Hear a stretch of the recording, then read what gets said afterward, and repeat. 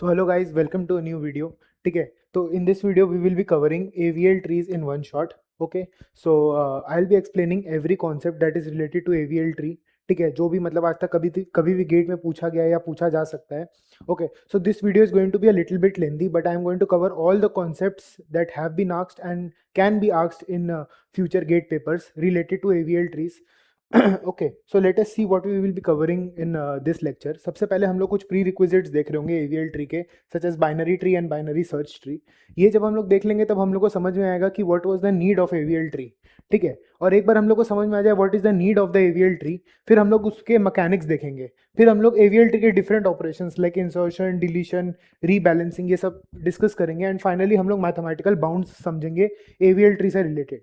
Okay, so let us start with pre requisites. Let us start with what is a binary tree. ठीक है, कि AVL tree की हमें need क्यों पड़ी, तो उससे वो समझने से पहले हम लोग को ये समझना होगा कि what is a binary tree. ठीक है, तो बाइनरी ट्री कुछ नहीं है. Binary tree basically means any tree जिसके अंदर में कोई भी नोड हो, उसके मैक्सिमम 2 चिल्ड्रंस हो सकते हैं. ठीक है, मतलब 0 चिल्ड्रन भी हो सकते हैं, 1 चिल्ड्रन भी हो सकते हैं, but maximum it can have 2 childrens, इसीलिए हम लोग उसको बाइनरी ट्री बोलते हैं. Let suppose this is a node. ठीक है, तो इसके मैक्सिमम 2 चिल्ड्रंस हो सकते हैं. ठीक है, वैसे ये वाली जो नोड है इसका 1 चिल्ड्रन भी चलेगा, बट इसके 2 भी हो सकते हैं, एक भी होने से चलेगा. जैसे इसका अगर 1 चिल्ड्रन है, देन इसका अगर 1 चिल्ड्रन है, तो this is a valid binary tree.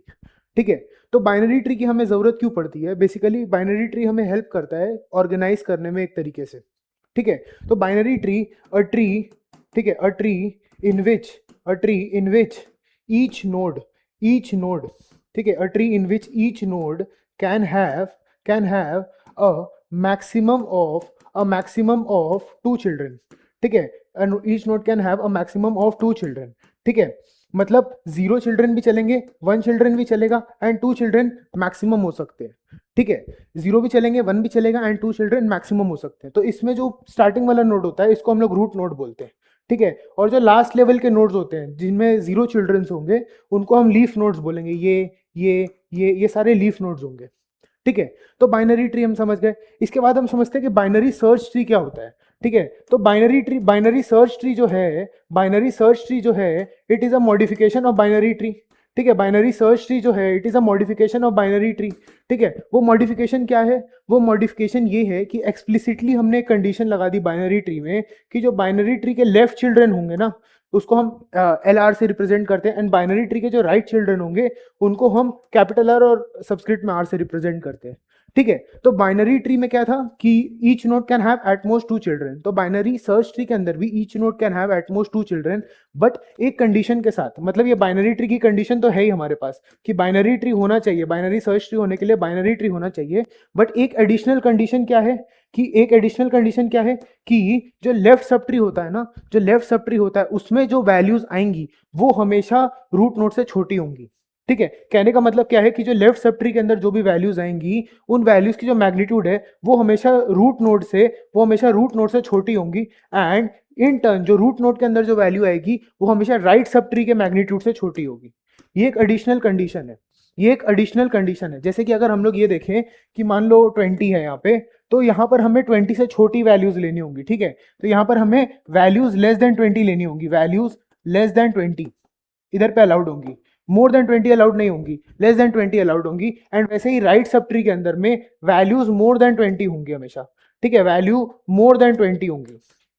ठीक है, वैल्यूज मोर देन 20 होंगी राइट सब ट्री के अंदर में. जैसे कि अगर मैं बाइनरी सर्च ट्री बनाना चाहूँ, अगर मैं एक वैलिड बाइनरी सर्च ट्री बनाना चाहूँ, ठीक है, अगर मैं एक वैलिड बाइनरी सर्च ट्री बनाना चाहूँ तो वो कुछ ऐसा दिखेगा. जैसे कि मान लो 10, तो इधर पे लेफ्ट के अंदर में मान लो 5 एंड राइट के अंदर में मान लो 15. ठीक है, तो अब इसके लेफ्ट के अंदर में जो वैल्यूज आएंगी, मतलब 5 के लेफ्ट में जो वैल्यूज आएंगी उनको लेस देन 5 होना पड़ेगा. जैसे कि मान लो 2, और इसके राइट में जो वैल्यूज आएंगी उनको 5 से बड़ा होना पड़ेगा, बट उनको 10 से छोटा होना पड़ेगा क्योंकि वो 10 के लेफ्ट में. राइट, मतलब 5 से बड़ा होना पड़ेगा एंड 10 से छोटा होना पड़ेगा. लेट से 7. ठीक है, तो 7 5 से बड़ा है इसीलिए वो 5 के राइट में है, एंड 10 से छोटा है इसीलिए वो 10 के लेफ्ट में है ना. वैसे ही अगर 15 के केस में देखें तो 15 से बड़ी होने वाली वैल्यूज होंगी. ठीक है, क्योंकि 15 के राइट में है तो 10 से बड़ी होने वाली वैल्यूज होंगी, बट क्योंकि 15 के लेफ्ट में है इसीलिए बेसिकली 15 से छोटी वैल्यूज चाहिए. तो 12 इज अ वैलिड ऑप्शन. वैसे ही यहाँ पर हम लोग 17 लिख सकते हैं या 20 लिख सकते हैं, तो this is a valid option. तो ये क्या है? ये है एक वैलिड बाइनरी सर्च ट्री. ठीक है, ये है एक वैलिड बाइनरी सर्च ट्री। अच्छा, ये भी एक वैलिड बाइनरी सर्च ट्री है। 10 जिसके लेफ्ट में 9, जिसके लेफ्ट में 8, जिसके लेफ्ट में 7, ये भी एक वैलिड बाइनरी सर्च ट्री है। ठीक है, इसमें भी कोई दिक्कत नहीं है क्योंकि जितनी भी वैल्यूज 10 के लेफ्ट में है वो सारी 10 से छोटी हैं। वैसे ही जितनी वैल्यूज 9 के लेफ्ट में है वो सारी 9 से छोटी हैं, and this is following recursively. तो this is also a valid binary search tree, and this is also a valid binary search tree. दोनों ही वैलिड बाइनरी सर्च ट्रीज हैं। ठीक है, तो अच्छा, तो फिर ये बाइनरी सर्च ट्री के अंदर में कुछ प्रॉब्लम्स थी, जैसे कि ये वाली प्रॉब्लम। ठीक है, जैसे कि ये वाली प्रॉब्लम, इसको हम लोग बोलते हैं प्रॉब्लम ऑफ स्क्यूनेस। इसको हम लोग बोलते हैं प्रॉब्लम ऑफ स्क्यूनेस। ठीक है, प्रॉब्लम ऑफ स्क्यूनेस। स्क्यूनेस मतलब कि ट्री किसी एक तरफ बहुत ज्यादा बेंट है। अच्छा, इस प्रॉब्लम से होगा क्या, इसको हम थोड़ी देर बाद डिस्कस करेंगे, बट ये है प्रॉब्लम ऑफ स्क्यूनेस। ठीक है, तो इस चीज को हमने टैकल करने के लिए क्या बनाया था, इस चीज को हमने टैकल करने के लिए एक नया कॉन्सेप्ट इंट्रोड्यूस किया था, जिसको हम बोलते थे कंप्लीट बाइनरी सर्च ट्री। ठीक है, जिसको हम बोलते थे कंप्लीट बाइनरी सर्च ट्री।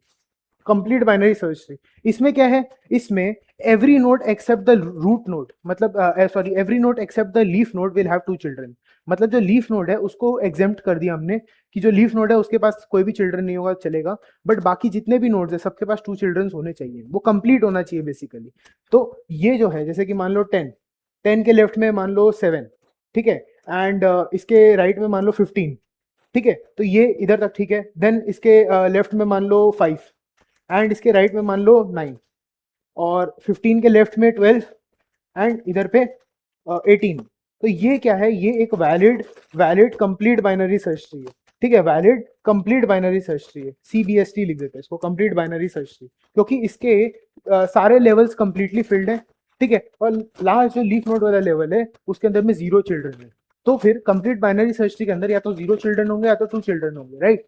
तो फिर कंप्लीट बाइनरी सर्च ट्री के अंदर में या तो 0 होंगे या तो 2 चिल्ड्रन होंगे। ठीक है, अब हम समझते हैं कि इसकी वजह से प्रॉब्लम्स क्या आ रही है, क्योंकि ये एक बहुत ही ज्यादा स्ट्रिक्ट टाइप का ट्री है। ठीक है, जिसके अंदर में कंप्लीटली हमें फिल करना पड़ेगा, तो ये काफी ज्यादा वेरी स्ट्रिक्ट है ये। ठीक है, तो इसकी वजह से ये वेरी वेरी स्ट्रिक्ट है। ठीक है, अब इसके स्ट्रिक्ट होने से प्रॉब्लम क्या है, इसके इसके इसके ये स्ट्रिक्टनेस से प्रॉब्लम क्या है कि इसमें इंसर्शन एंड डिलीशन बहुत ही हेक्टिक काम हो जाता है। इसमें इंसर्शन एंड डिलीशन जो है वो काफी हेक्टिक काम हो जाता है, क्योंकि इसकी रीबैलेंसिंग बहुत ही ज्यादा डिफिकल्ट है। इसकी रीबैलेंसिंग जो है उसमें काफी ज्यादा प्रॉब्लम्स आ सकती है, इसीलिए ये काफी डिफिकल्ट हो जाता है। ठीक है, तो हमने अभी 3 टाइप के ट्रीज देखे। एक पहले हमने देखा नॉर्मल बाइनरी ट्री। ठीक है, बाइनरी ट्री का क्या था कि हर नोड के 0, 1 या 2 चिल्ड्रन होंगे। अगर 0 चिल्ड्रन होते हैं तो हम उनको लीफ नोड बोलते हैं। ठीक है, और जो फर्स्ट नोड होता है उसको हम रूट नोड बोलते हैं। ठीक है, इसका मॉडिफिकेशन हमने देखा कि बाइनरी सर्च ट्री में क्या कंडीशन थी कि लेफ्ट नोड जो होंगे, जितने भी नोड्स लेफ्ट पे होंगे वो सारे छोटे होंगे रूट नोड से। ठीक है, एंड जितने भी नोड्स राइट में होंगे वो सारे बड़े होंगे रूट नोड से। ठीक है, वो सारे बड़े होंगे रूट नोड से। ठीक है, एंड इसके साथ साथ में हमने क्या देखा, कंप्लीट बाइनरी सर्च थी, जिसके अंदर में या तो 0 चिल्ड्रन होंगे या तो 2 चिल्ड्रन होंगे। ठीक है, अब प्रॉब्लम क्या है, ठीक है, प्रॉब्लम क्या है, ठीक है, अब हमें प्रॉब्लम क्या आ रही है, ठीक है, कि अगर आप एक स्टैंडर्ड बाइनरी सर्च ट्री देखोगे, तो उसके अंदर में जो सबसे बड़ी प्रॉब्लम है वो है उसके स्क्यूनेस की प्रॉब्लम। ठीक है, तो वो है उसके स्क्यूनेस की प्रॉब्लम। अगर आप एक बाइनरी सर्च ट्री देखो, जैसे कि एग्जांपल है 1 के राइट में 2 है जो कि 1 से बड़ा है, 2 के राइट में 3 है जो कि 2 से बड़ा है ना। तो ऐसे करते करते ये वाला जो बाइनरी सर्च ट्री है, क्या ये एक वैलिड बाइनरी सर्च ट्री है? हाँ, ये एक वैलिड बाइनरी सर्च ट्री है। ठीक है, ये एक वैलिड बाइनरी सर्च ट्री है। तो ये एक वैलिड बाइनरी सर्च ट्री है, बट क्या ये सर्चिंग या फिर इंसर्शन डिलीशन को कुछ भी हम लोग को रिलैक्सेशन देता है?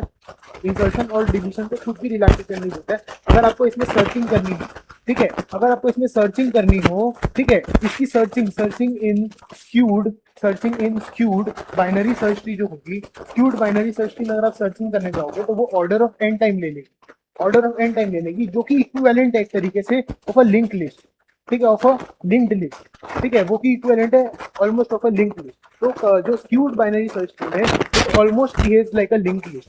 ठीक है, मतलब ये जो नोड्स हैं ये बेसिकली कुछ ऐसे दिखते हैं। ठीक है, इनके इधर पे एक लेफ्ट पॉइंटर होता है, इधर पे एक राइट पॉइंटर होता है, यहाँ पर इसकी वैल्यू होती है, जैसे कि ये वैल्यू है, इसके राइट वाले नोड इधर पे पॉइंट कर रहा होगा, एक लेफ्ट नोड होगा, एक राइट नोड होगा, इसके अंदर में 2 वैल्यू एंड सो।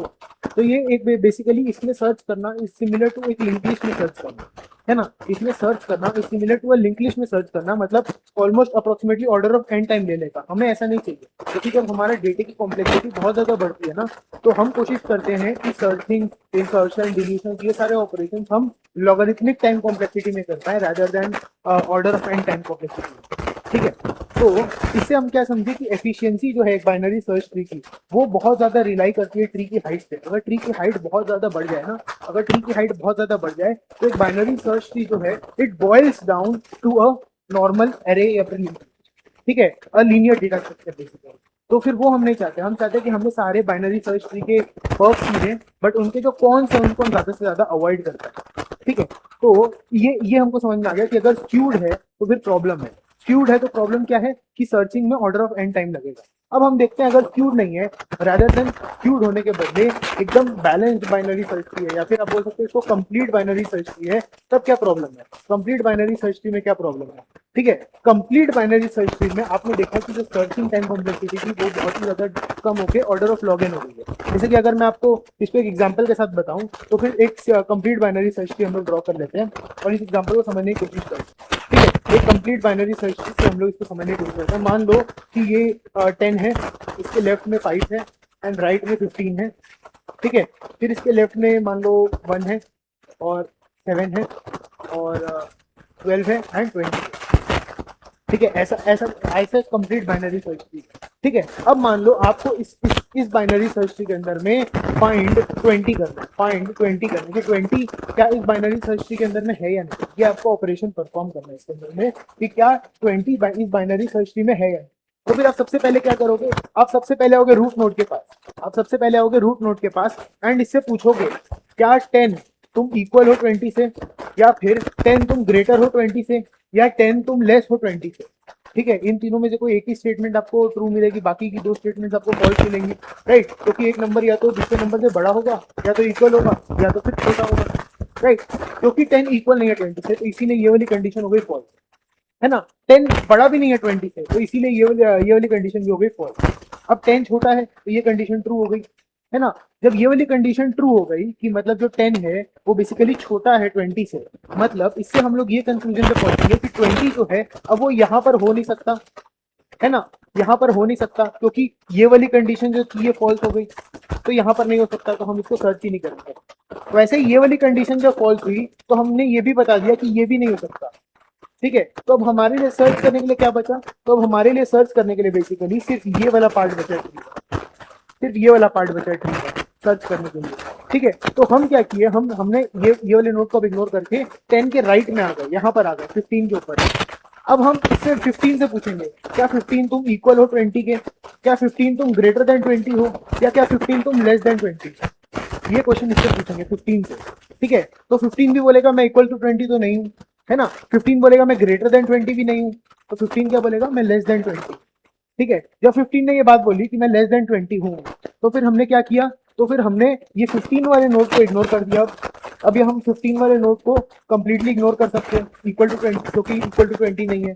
और इसके लेफ्ट ट्री को भी हम कंप्लीटली इग्नोर कर सकते हैं क्योंकि ये ऑफकोर्स ग्रेटर देन 20 भी नहीं, 15 इज लेस देन 20। तो हमको इसका सिर्फ राइट वाला सब ट्री खोजना होगा। फिर हम इस 20 के पास आएंगे, फिर इस 20 से हम पूछेंगे कि 20 क्या तुम इक्वल हो 20 के, 20 क्या तुम लेस देन 20 हो, 20 क्या तुम ग्रेटर देन 20 हो। ये क्वेश्चन हम इससे आके डायरेक्ट पूछेंगे, तो ये बोलेगा कि मैं इक्वल टू 20 हूँ। जब इक्वल टू 20 हो जाए तो फिर हम बोलेंगे कि 20 मिल गया। और अगर इक्वल टू 20 नहीं होता, अगर मान लो हमने फाइंड 25 चलाया होता एंड यहाँ तक हम पहुंचते, तो 20 इक्वल टू 25 तो नहीं होता, है ना। तो फिर उस केस में हम बोलते क्योंकि ये एक लीफ नोड है, क्योंकि ये एक लीफ नोड है, तो फिर हम ये कंक्लूजन में पहुंच जाते कि वो वाला जो नोड जिसको हम खोजना चाह रहे हैं वो इस ट्री में एग्जिस्ट ही नहीं करता, वो इस ट्री में एग्जिस्ट ही नहीं करता। अच्छा, हम हर लेवल पे जैसे जैसे हम एक एक लेवल नीचे आते जा रहे हैं, हम हाफ ऑफ द ट्री की सर्चिंग को हटाते जा रहे हैं, है ना। जैसे कि अगर आप देखोगे तो हर लेवल पे आप क्या कर रहे हो, हर लेवल पे आप क्या कर रहे हो, हर लेवल पे आप या तो लेफ्ट सब ट्री में जाओगे, या तो राइट सब ट्री में जाओगे, है ना, या तो उसी नोड पे चले जाओगे, है ना, या तो उसी नोड पे आप चले जाओगे। ये 3 चीजें में से कोई एक चीज करोगे आप, ये 3 चीजों में से कोई एक चीज करोगे, प्लस नहीं और, है ना। या तो आप लेफ्ट सब ट्री में चले जाओगे, या तो राइट में चले जाओगे, तो वही नोड आपका आंसर होगा। राइट, तो इसमें आप हर बार टाइम कॉम्प्लेक्सिटी को हाफ करते जा, मतलब जो number of elements to be search है उसको आप हाफ करते जा रहे हो। जैसे कि मान लो पहले आपको 1000 एलिमेंट्स पे सर्च करना था, अब सेकंड स्टेप में आपको 500 पे करना है, फिर सेकंड स्टेप में आपको 250 पे करना है ना। वैसे ही करके आप घटाते जा रहे हो एक तरीके से। तो फिर इसका मतलब क्या है कि जो टाइम कॉम्प्लेक्सिटी आएगी आपकी वो कितनी आएगी? Tn/2। Tn/2 प्लस कुछ कांस्टेंट टाइम, ठीक है। जब आप इसको सॉल्व करोगे ना कोई भी मेथड से, तो फिर ये आती है log n। तो searching time in a binary search tree कितना होता है? Searching time in a binary search tree is order of logarithmic of n, ठीक है, वो लॉगरिथमिक टाइम कॉम्प्लेक्सिटी है। तो इसका सर्च टाइम कितना होता है? इसका सर्च टाइम जो होता है of in a complete binary search tree, ये क्या होता है? ये होता है order of logarithmic of n। तो आप बोलोगे सर ये तो फिर बहुत ही बढ़िया है, तो फिर तो हमें हमेशा complete binary search tree use करना चाहिए, क्योंकि लॉगरिथमिक टाइम कॉम्प्लेक्सिटी में हम सर्च कर देंगे, है ना। बट ये एक हाफ रियलिटी है, ये हाफ रियलिटी है। हाफ रियलिटी क्यों? क्योंकि बाइनरी सर्च ट्री जो है ना, खास करके complete binary search tree, it is very strict with insertion and deletion, ठीक है। एंड रियल लाइफ में, इन रियल लाइफ हम लोग बहुत ही डायनेमिक डेटा के साथ डील करते हैं, ठीक है। मतलब मेरे कहने का क्या है, इन रियल लाइफ हम लोग डायनेमिक डेटा के साथ डील करते हैं। We deal with dynamic data. Dynamic data मतलब बहुत सारा डेटा आ रहा है, डिलीट हो रहा है कॉन्स्टेंटली, ठीक है। बहुत सारा डेटा आ रहा है, डिलीट हो रहा है कॉन्स्टेंटली, बहुत सारा डेटा इंसर्ट करना है, बहुत सारा डेटा डिलीट करना है, राइट। तो सर्चिंग से ज्यादा इंपॉर्टेंट हमारे लिए इंसर्शन एंड डिलीशन है। तो जब इंसर्शन एंड डिलीशन हमें करना पड़ेगा, तब ये बहुत ही पुअरली बिहेव करेगा, क्योंकि इसमें इंसर्शन अगर आपको करना है, ठीक है, अगर इसमें इंसर्शन आपको करना है, तो पहले तो आपको इंसर्ट करना पड़ेगा, पहले तो आपको इंसर्ट द नोड करना पड़ेगा, है ना। इंसर्ट द नोड करके फिर उसको रीबैलेंस करना पड़ेगा, ठीक है। और रीबैलेंस करना इसको कोई आसान बात नहीं है, आप देख के समझ रहे होगे कि इसका रीबैलेंसिंग काफी डिफिकल्ट होगा, क्योंकि ये बहुत ही स्ट्रिक्ट है, बहुत ही स्ट्रिक्ट नेचर का, इसीलिए इसका रीबैलेंसिंग काफी डिफिकल्ट होता है। वैसे ही डिलीशन के केस में भी आपके लिए सेम होगा, डिलीशन के केस में भी आपके लिए सेम होगा कि आप डिलीट द नोड करोगे, आप डिलीट द नोड करोगे, ठीक है, एंड उसके बाद आप रीबैलेंस करोगे। जब आप रीबैलेंस करने जाओगे तब आपको समझ में आ रहा है कि ये काफी डिफिकल्ट टास्क होगा, क्योंकि ये काफी ज्यादा एक स्ट्रिक्ट टाइप का ट्री है, ठीक है। ये काफी ज्यादा एक स्ट्रिक्ट टाइप का ट्री है, ये काफी ज्यादा स्ट्रिक्ट टाइप का ट्री है, ठीक है।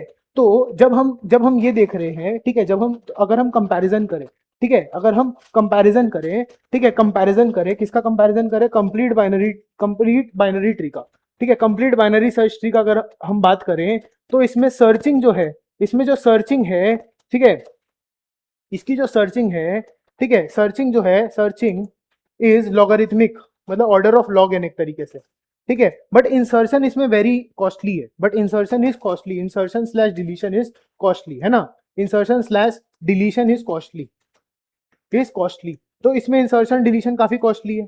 बट वहीं अगर हम लोग स्क्यूड बाइनरी सर्च ट्री की बात करें, वहीं पे अगर हम लोग स्क्यूड बाइनरी सर्च ट्री की बात करें, स्क्यूड बाइनरी सर्च ट्री मतलब जो हमने उधर पे देखा था, स्क्यूड बाइनरी सर्च ट्री में इंसर्शन कभी कभी ऑर्डर ऑफ एन टाइम में चला जाता है। सॉरी, इंसर्शन नहीं, सर्चिंग जो है वो ऑर्डर ऑफ एन टाइम में चली जाती है। क्यों? क्योंकि कभी कभी ऐसा होगा कि वो ज्यादा स्क्यूड हो जाए, ठीक है। Searching is order of n time, ज्यादा स्क्यूड अगर वो हो गया, तो उसकी हाइट बहुत ज्यादा बढ़ जाएगी, एंड हम लोग को एक तरीके से कंप्लीटली एक लीनियर सर्च की तरह उसको करना पड़ेगा, ठीक है। बट उसमें इंसर्शन काफी आसान होगी, जो स्क्यूड बाइनरी सर्च ट्री है उसमें इंसर्शन काफी आसान होगी। डायरेक्टली आप जाते जाओ जहां इंसर्ट करना है वहां कर दो, जहां पे वैल्यू इंसर्ट करनी है कर दो। व्हाट आई मीन टू से इज कि मान लो ये आपके पास ये वाला जो स्क्यूड बाइनरी सर्च ट्री था, इसमें आपको इंसर्ट करना होता मान लो 6, ठीक है, इसमें आपको इंसर्ट करना होता 6, तो आप क्या करते? 1 से राइट जाते, क्योंकि 6 बड़ा है, 2 से राइट जाते, 3 से राइट जाते, 4 से राइट जाते, 5 से राइट जाते, एंड यहाँ पर आप 6 को इंसर्ट कर देते, ठीक है, यहाँ पर आप 6 को इंसर्ट कर देते एंड आपका काम हो जाता, ठीक है। तो इंसर्शन इसमें रिलेटिवली बहुत इजी है, बट वही है कि सर्च करने में हमें बहुत ज्यादा टाइम लग जाएगा, सर्च करने में हमें कभी कभी ऑर्डर ऑफ एन टाइम लग जाएगा, ठीक है। तो searching is order of n, but insertion and deletion is easy, ठीक है। Insertion slash deletion is easy, या इसको इजी के बदले हम लोग लिख देते चीपर, ठीक है, इज चीपर, ठीक है। तो मतलब हम जब देख रहे हैं, जब हम हम एक इससे एक ऑब्जर्वेशन ड्रॉ कर सकते हैं कि जब हम सर्चिंग का टाइम घटाएंगे, ठीक है, जब हम सर्चिंग का टाइम घटाएंगे, ठीक है, जब हम सर्चिंग का टाइम घटा रहे किसी भी ट्री के अंदर में, तो उसके रिजल्ट में क्या हो रहा है, इंसर्शन या डिलीशन का टाइम बढ़ जा रहा है ना। इंसर्शन स्लैश डिलीशन का जो टाइम है वो इंक्रीज कर जा रहा है, एंड उसका वाइसी वर्सा भी ट्रू है। जब हम इंसर्शन स्लैश डिलीशन का टाइम घटा रहे हैं, तो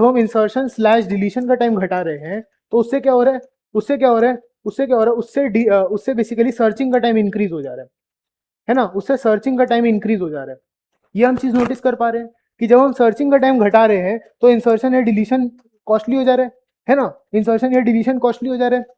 और सिमिलरली जब हम इंसर्शन स्लैश डिलीशन का टाइम घटा रहे हैं तो फिर सर्चिंग कॉस्टली हो जा रही है, तो फिर सर्चिंग जो है वो कॉस्टली हो जा रही है। ये हम देख सकते हैं स्क्यूड के केस में, है ना, स्क्यूड बाइनरी सर्च ट्री के केस में हम देख सकते हैं, है ना। और सर्चिंग का टाइम घटाने से जो बेसिकली इंसर्शन डिलीशन का बढ़ जा रहा है, ये हम कंप्लीट बाइनरी सर्च ट्री में देख सकते हैं, राइट। तो ये दोनों चीजें हम नोटिस कर पा रहे हैं। तो क्या हम ये कंक्लूड कर सकते हैं कि सर्चिंग का टाइम और बेसिकली इंसर्शन डिलीशन का टाइम, ये दोनों आपस में नेगेटिवली कोरिलेटेड है, मतलब अगर एक बढ़ाओगे दूसरा घट जाएगा, दूसरा घटाओगे तो पहला बढ़ जाएगा, ऐसा कुछ है, ठीक है। मतलब ये दोनों एक तरीके से एक दूसरे के ट्रेड ऑफ्स हैं, ठीक है। हम ये बोल सकते हैं ना, हम ये बोल सकते हैं ना कि सर्चिंग सर्चिंग ठीक है, सर्चिंग एंड इंसर्शन डिलीशन, ठीक है, searching and insertion deletion, searching and insertion slash deletion are a trade off, are a trade off, ठीक है, आर अ ट्रेड ऑफ। जैसे ही एक घटाओगे दूसरा बढ़ जाएगा, जैसे ही एक को घटाओगे दूसरा बढ़ जाएगा, ठीक है। तो हमें एक ऐसे डेटा स्ट्रक्चर की नीड आई थी जिसमें हम सर्चिंग, इंसर्शन, डिलीशन, ये सब का सब काम जो है उसको लॉगरिथमिक टाइम कॉम्प्लेक्सिटी में कर पाए, ठीक है। तो नीड क्या थी हमें, हमें नीड क्या थी, हमें नीड थी, तो इससे हमें नीड क्या अराइज हुई, हमें नीड थी और डेटा स्ट्रक्चर, ठीक है, और डेटा स्ट्रक्चर, ठीक है, और डेटा स्ट्रक्चर जिससे जिससे हम विच विच विच कैन परफॉर्म इंसर्शन, ठीक है, इंसर्शन डिलीशन, ठीक है, इंसर्शन डिलीशन और सर्चिंग, ये तीनों काम वो कितने टाइम में कर पाए, ये तीनों काम वो order of log n time में कर पाए, वो ये तीनों काम वो order of log n time में कर पाए या लॉगरिथमिक टाइम कॉम्प्लेक्सिटी में कर पाए, ऐसा हमें एक डेटा स्ट्रक्चर चाहिए था, ठीक है। तो वहीं से एवीएल के हम लोग बेसिक्स बनाना स्टार्ट किए कि एवीएल का जो इन्वेंशन है, एवीएल ट्री का जो इन्वेंशन है, उसके बेसिक्स इसी कॉन्सेप्ट से आए कि हमें एक ऐसा डेटा स्ट्रक्चर बना के दो जिसमें इंसर्शन, डिलीशन, सर्चिंग ये सारी की सारी लॉगरिथमिक टाइम में हो पाए, ये सारी की सारी लॉगरिथमिक टाइम में हो पाए, इस ऐसा मुझे एक प्रबंध करके दो, ठीक है। तो हम कुछ सॉल्यूशंस खोजने लगे, ठीक है, हम कुछ सॉल्यूशंस खोजने लगे। तो सबसे पहले हम किस सॉल्यूशन पे पहुंचे, सबसे पहले हम किस सॉल्यूशन पे पहुंचे, हमने कहा कि हम एक काम करते हैं, हम एक ऐसा ट्री बनाते हैं, हम एक ऐसा ट्री बनाते हैं जिसमें हम इक्वल नोड्स डाल देंगे सारे सब ट्रीज में। मतलब अगर आपके पास ये वाला नोड है, मान लो ये, इसको हम ये कोई भी एक नोड है, ठीक है, तो इसके लेफ्ट सब ट्री में, इसके लेफ्ट सब ट्री में अगर x नोड्स हैं तो इसके राइट सब ट्री में भी x नोड्स होंगे, ठीक है। इक्वल इक्वल नोड्स बनाने से क्या होगा, इक्वल नोड्स बनाने से क्या होगा कि आप हर स्टेप में, ठीक है, अच्छा ये सारी कंडीशंस हम लोग बीएसटी की कंडीशन के साथ में फॉलो करेंगे, ठीक है। मतलब बाइनरी सर्च ट्री तो होना चाहिए, बाइनरी सर्च ट्री तो होना चाहिए, प्लस उसके साथ में क्या होगा कि ये जो एलिमेंट्स हैं, ये जो लेफ्ट लेफ्ट सब ट्री के एलिमेंट्स हैं और ये जो राइट सब ट्री के एलिमेंट्स हैं, इसके अंदर में ये वाली कंडीशन जो थी, है ना, इसके अंदर में जो ये वाली कंडीशन थी कि लेफ्ट सब ट्री के जो वैल्यूज है वो रूट से छोटे होंगे एंड राइट की जो वैल्यूज है वो रूट से बड़ी होंगी, ये कंडीशन तो वैलिड होगी। उसके साथ में प्लस प्लस प्लस कौन सी कंडीशन है कि इक्वल नोड्स होंगे, प्लस हमने ये कंडीशन रख दे रहे equal nodes, plus equal nodes in left and right tree, left and right tree, ये दो कंडीशंस फॉलो करेंगे हम। अगर हम ये दो कंडीशंस फॉलो कर रहे हैं तो क्या हमारा जो प्रॉब्लम था, जो हमारा प्रॉब्लम था जिसमें इंसर्शन, डिलीशन एंड सर्चिंग तीनों order of log n time में होना था, क्या वो प्रॉब्लम हमारी ये इससे सॉल्व होगी, क्या वो प्रॉब्लम हमारी इससे सॉल्व होगी। तो इसके लिए हम लोग एक ऑब्जर्वेशन देखते हैं, इससे पहले हम लोग एक ट्री का ऐसा स्ट्रक्चर बना के देखते हैं जिसमें ऐसा हो पाए, वैल्यूज हम उसके बाद भरेंगे, पहले एक स्ट्रक्चर देखते हैं, ठीक है। मान लो ये एक नोड है, इसके दो, इसके इसके आसपास अभी जितने नोड्स है वो बैलेंस्ड है, ठीक है, मतलब इसके लेफ्ट में भी एक नोड है एंड राइट में भी एक नोड है, तो इसके लेफ्ट और राइट वाले नोड सारे बैलेंस्ड है, ठीक है। फिर हमने इसके ऐसे बनाया, अब इसके लेफ्ट और राइट में सारे नोड्स बैलेंस्ड है ना, मतलब इसके अच्छा अभी बैलेंस्ड होंगे क्योंकि इसके लेफ्ट में अभी 3 नोड्स है एंड इसके राइट में अभी 3 नोड्स है, तो अभी इसके left and right nodes balanced है। तो क्या आपको दिख रहा है कि ये जो स्ट्रक्चर बनेगा वो एक्चुअली में सिमिलर टू जो कंप्लीट बाइनरी सर्च ट्री था वही बन जाएगा। और कंप्लीट बाइनरी सर्च ट्री के बारे में हमने पढ़ा था कि वो उसमें प्रॉब्लम क्या है, what is the problem with complete binary search tree, that it is too complex. Complete binary search tree के अंदर में सबसे बड़ी प्रॉब्लम क्या आ रही थी कि complete binary search tree is too complex, ठीक है। कंप्लीट बाइनरी सर्च ट्री के अंदर में प्रॉब्लम क्या थी कि इट इज टू कॉम्प्लेक्स, ठीक है। और स्क्यूड वाला जो ट्री था उसके उसके बारे में क्या प्रॉब्लम थी, जो स्क्यूड वाला ट्री था, स्क्यूड बाइनरी सर्च ट्री था, उसके अंदर में क्या प्रॉब्लम थी, स्क्यूड बाइनरी सर्च ट्री जो है it is too non complex बोल सकते हो आप, है ना, इट इज टू लीनियंट, ये बोल सकते हो कि इट इज टू लीनियंट जो स्क्यूड बाइनरी सर्च ट्री है, ठीक है। तो स्क्यूड बाइनरी सर्च ट्री के बारे में आप ये बोल सकते हो कि skewed binary search tree, skewed BST is too lenient, वो कुछ ज्यादा ही लीनियंट है, ठीक है। Skewed binary search tree is too lenient and complete binary search tree is too basically it is very, आप बोल सकते हो कि complete binary search tree is too complex. तो complete binary search tree too complex है and जो skewed tree है वो टू लीनियंट है, मतलब कुछ ज्यादा ही छूट दे रहा है कि कहीं भी इंसर्ट कर दो, बस ऑर्डर मेंटेन रखो, मतलब बस बाइनरी सर्च ट्री की प्रॉपर्टी मेंटेन रखो और जैसे भी इंसर्ट कर दो, ठीक है। और ये कुछ ज्यादा ही कॉम्प्लेक्स है, ये बोल रहा है हाइट भी सेम रखनी पड़ेगी तुमको, दोनों left sub tree and right sub tree की हाइट भी सेम रखनी पड़ेगी और इक्वल नंबर ऑफ नोड्स भी होने चाहिए, ठीक है। तो ये थोड़ा ज्यादा कॉम्प्लेक्स हो जा रहा है, ठीक है। तो आपको क्या लगता है कि ये वाली जो कंडीशन, जो फर्स्ट कंडीशन हमने देखी थी, अगर हम इस कंडीशन के साथ में बनाएं, ठीक है, कि बाइनरी सर्च ट्री होना चाहिए plus equal number of nodes in left and right sub tree होना चाहिए, ये कैसी कंडीशन है? ये क्या लीनियंट है या फिर ये मतलब बहुत ज्यादा कॉम्प्लेक्स है, या फिर मतलब ये राइट है, right amount of lenient and right amount of complex है? तो मेरे हिसाब से एंड आपके हिसाब से भी यही होना चाहिए कि ये टू कॉम्प्लेक्स है, तो ये टू कॉम्प्लेक्स है। तो इसमें प्रॉब्लम क्या आएगी? इसमें सर्चिंग में तो कोई प्रॉब्लम नहीं आएगी, ठीक है। ये ऐसे करके अगर हम ट्री बना दे तो सर्चिंग में तो कोई प्रॉब्लम नहीं आएगी। प्रॉब्लम कहाँ आएगी? प्रॉब्लम आएगी इंसर्शन डिलीशन में, कि आपको जब इक्वल नोड्स रखने हैं लेफ्ट सब ट्री में एंड राइट सब ट्री में, तो जब जब आप इंसर्ट करोगे तब तब आपको मेक श्योर करना पड़ेगा कि left and right subtree में इक्वल नंबर ऑफ नोड्स है, और अगर नहीं है तो आपको करने पड़ेंगे वैसे, है ना। तो ये टू कॉम्प्लेक्स हो जाएगा, ये कुछ ज्यादा ही कॉम्प्लेक्स हो जाएगा। तो इसीलिए हम ये नाइफ कंडीशन वन को, नाइफ कंडीशन बेसिकली हम देख रहे हैं कि कैसे हम सॉल्यूशन तक पहुंच सकते हैं जिससे हम ये चीज बना पाए, जिससे हम एक मतलब मीनिंगफुल कंक्लूजन तक पहुंच पाए, जिससे हम एक ऐसा ट्री बना पाए जिसमें सर्चिंग, इंसर्शन, डिलीशन सब कुछ order of log and time में हो जाए। तो ये कंडीशन जो है ये उसके लिए टू कॉम्प्लेक्स हो गई, ठीक है। तो फिर आप हो सकता है ये कंडीशन बोल दो कि ठीक है चलो ये कंडीशन अगर कॉम्प्लेक्स है तो फिर हम एक काम करते हैं, हम इक्वल हाइट रख लेते हैं in left sub tree and right sub tree, ठीक है। मतलब क्या कि बाइनरी सर्च ट्री आप रखो, बाइनरी सर्च ट्री आप रखो प्लस इक्वल हाइट रखो, इक्वल हाइट रखो, ठीक है, प्लस इक्वल हाइट रखो इन left and right sub tree, in left and right sub tree, ठीक है, प्लस इक्वल हाइट रखो इन left and right sub tree. मतलब आप बाइनरी ट्री तो रखो प्लस इक्वल हाइट रखो लेफ्ट ट्री में एंड राइट ट्री में, ठीक है। तो ये वाला कंडीशन अगर हम चेक करें, ये वाली कंडीशन अगर हम चेक करें, इक्वल हाइट रखो left tree and right tree में, अगर ये वाली कंडीशन हम अगर चेक करें तो फिर हम क्या देख पाएंगे? अगर ये एक नोड है तो इसके लेफ्ट में मान लो दो नोड है, अभी इक्वल हाइट है, अभी इक्वल हाइट है, ठीक है। तो फिर उसके बाद अगर आप ऐसे इंसर्ट कर दो तो इस नोड के लिए भी इक्वल हाइट है बट इस नोड के लिए अनइक्वल हो गई, तो इसमें आपको ऐसे करके इंसर्ट करना पड़ेगा।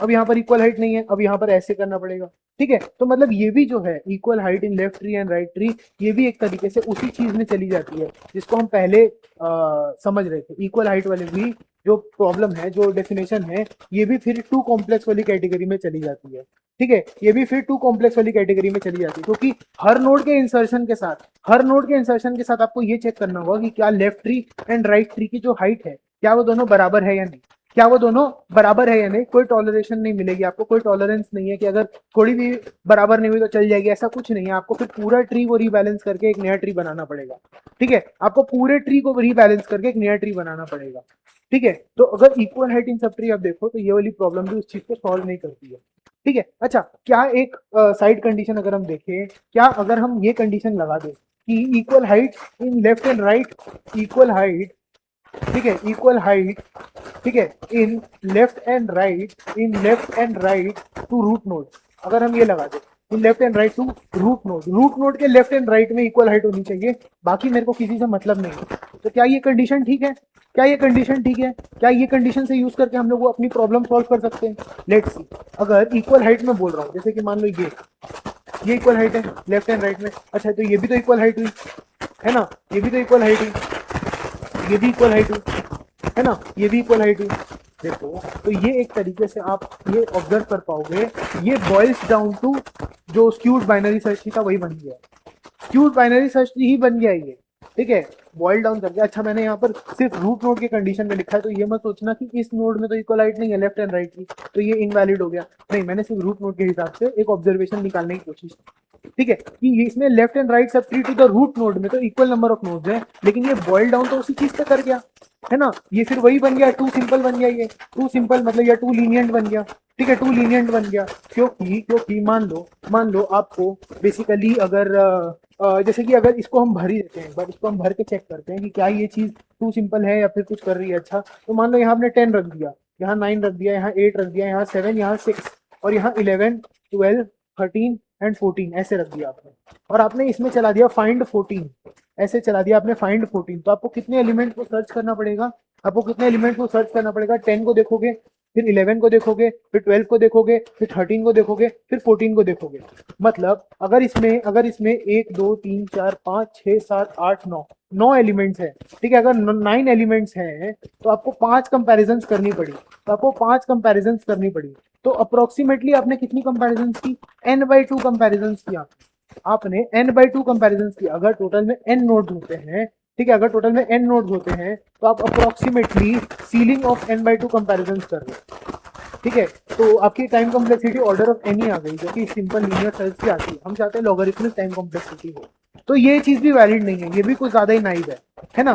तो हमने ये 3 ऑब्जर्वेशन देखी जिसके साथ में काम नहीं हो रहा था। अच्छा, तो अगर हम ये देखें नाइव कंडीशन 3 कि एवरी नोड जो है उसके इक्वल सब ट्रीज होंगे, मतलब left sub tree and right sub tree exactly equal होंगे, मतलब वैल्यूज में नहीं बट स्ट्रक्चर में exactly equal left sub tree and right sub tree होंगे। जो लेफ्ट सब ट्री है और जो राइट सब ट्री है हर नोड का वो एग्जैक्टली इक्वल होगा। तो क्या ये वही वाली बात हो गई जो कंडीशन मैंने आपको अभी समझाई थी 10 के लेफ्ट में अगर मान लो ये सब ट्री है 9, 8 एंड 7 ये स्ट्रक्चर का सब ट्री है, और 10 के राइट में 11, 12 एंड 13 है, ठीक है, 11, 12 एंड 13 है, और यहाँ पर भी कुछ वैल्यूज अगर हम लगा दे बेसिकली, ठीक है, ऐसे कुछ कुछ वैल्यूज लगा दे बेसिकली, तो ये भी कंडीशन जो है ये भी होल्ड अप नहीं कर पाएगा, ठीक है। मतलब कहने का क्या है, मतलब कहने का क्या है कि अगर ये रूट है, मान लो अगर ये रूट है, ठीक है, अगर ये रूट है, ठीक है, तो इसका जो लेफ्ट सब ट्री है, इसका जो लेफ्ट सब ट्री है और जो राइट सब ट्री है उसका स्ट्रक्चर सेम होना चाहिए। तो ये भी एक ऐसी नाइस कंडीशन है जो कि होल्ड नहीं कर पा रही। तो हमने बहुत कोशिश की, हमने ये 3 कंडीशन देखी और भी हमने बहुत सारी चीजें सोचने की कोशिश की कि हम कैसे कैसे एक कंक्लूजन तक पहुंच जाए, कैसे कैसे हम एक ऐसे सॉल्यूशन तक पहुंच जाए जिससे हम एक ऐसा ट्री बना सके, जिससे हम बेसिकली एक ऐसा ट्री बना सके जो कि मेरी इंसर्शन, डिलीशन एंड सर्चिंग तीनों को लॉगरिथमिक टाइम कॉम्प्लेक्सिटी में ले आए, ठीक है। अभी तक हमने जो ट्रीज देखे थे वो या तो इंसर्शन डिलीशन में लॉगरिथमिक है एंड उसमें सर्चिंग करने में बहुत टाइम लग रहा है, या तो हमने देखा था कि सर्चिंग में कम टाइम लग रहा है, सर्चिंग में लॉगरिथमिक है बट इंसर्शन डिलीशन में काफी टाइम लग रहा है। तो ये दोनों हमने अभी तक ट्रेड ऑफ की तरह देखे थे कि एक को बढ़ा रहे दूसरा घट जा रहा है, दूसरे को बढ़ा रहे पहला घट जा रहा है ना। तो हमें कुछ ऐसा बैलेंस खोजना था, तो हम वो खोज नहीं पा रहे अभी, ठीक है। तो इसी में हम देखते हैं कि एवीएल ट्री का, अच्छा ये आप देख लेना एक बार कि ज्यादा स्ट्रिक्ट होगा तो वो प्रैक्टिकल नहीं हो पाएगा, और ज्यादा लीनियंट होगा तो भी प्रैक्टिकल नहीं हो पाएगा। नीदर टू स्ट्रिक्ट होना चाहिए, नॉट टू लीनियंट होना चाहिए, neither too strict not too lenient, वैसा हमें कोई एक स्ट्रक्चर बनाना है, ठीक है। तो उसके लिए हमने क्या किया, उसके लिए हमने हमें खोजना होगा the best of both the world, the best of both the world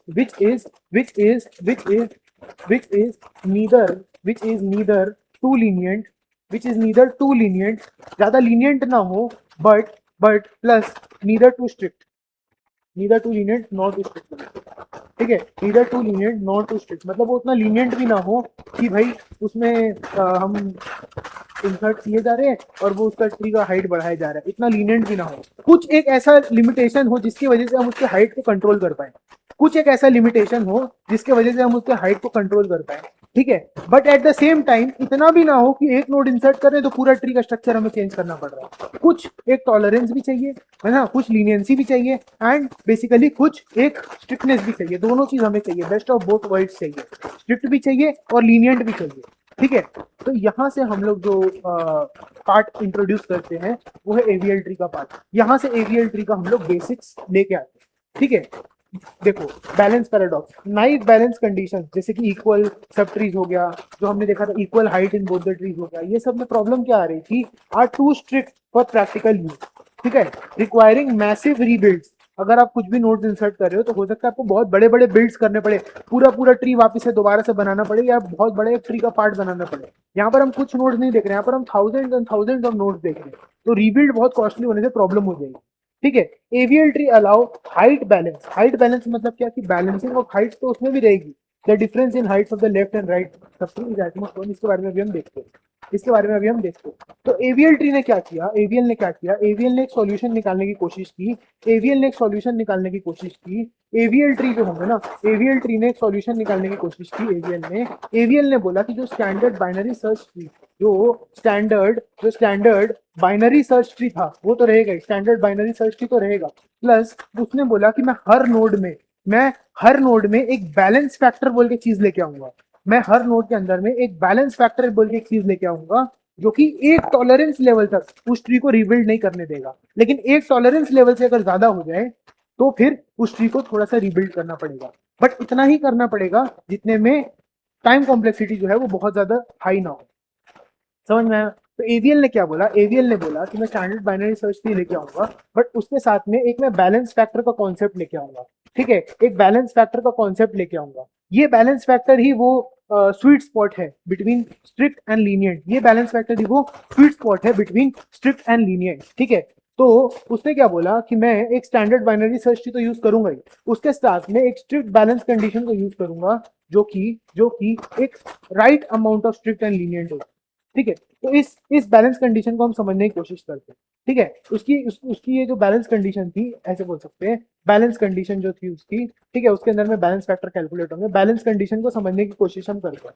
ठीक है, उसकी बैलेंस कंडीशन क्या कहती है, उसकी बैलेंस कंडीशन ये कहती है, बैलेंस कंडीशन ये कहती है, बैलेंस कंडीशन ये कहती है कि आप height of left sub tree निकालो। मतलब आप किसी भी नोड पे हो, मान लो ये एक बहुत बड़ा सा ट्री है, ठीक है, ऐसे करते करते बहुत बड़ा सा ट्री है दोनों तरफ में, यहाँ पर आप इस नोड के ऊपर में हो। ठीक है, मान लो आप इस नोड के ऊपर में हो, इस नोड के ऊपर में आप हो। ठीक है, तो आप इसका लेफ्ट सब ट्री की हाइट निकालो। ठीक है, आप इसकी लेफ्ट सब ट्री की हाइट निकालो और इसके राइट सब ट्री की हाइट निकालो।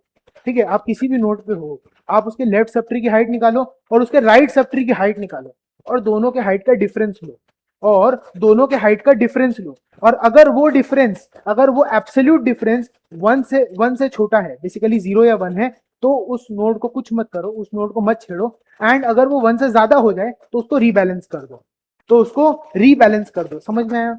तो बेसिकली बैलेंस फैक्टर क्या है कि अगर absolute difference between the height of left tree, ठीक है, मैं height of left sub tree को ऐसे बता रहा हूं, एच ऑफ एल। ठीक है, अगर height of left sub tree minus height of right sub tree जो है, अगर उसकी एब्सोल्यूट वैल्यू 1 या 1 से छोटी है तो उसको कुछ मत करो। और अगर वो 1 या 1 से छोटी नहीं है और उस लिमिट से बाहर जा चुकी है, तो उस पूरे ट्री को रीबैलेंस कर दो, तो उस पूरे ट्री को उठा के रीबैलेंस कर दो।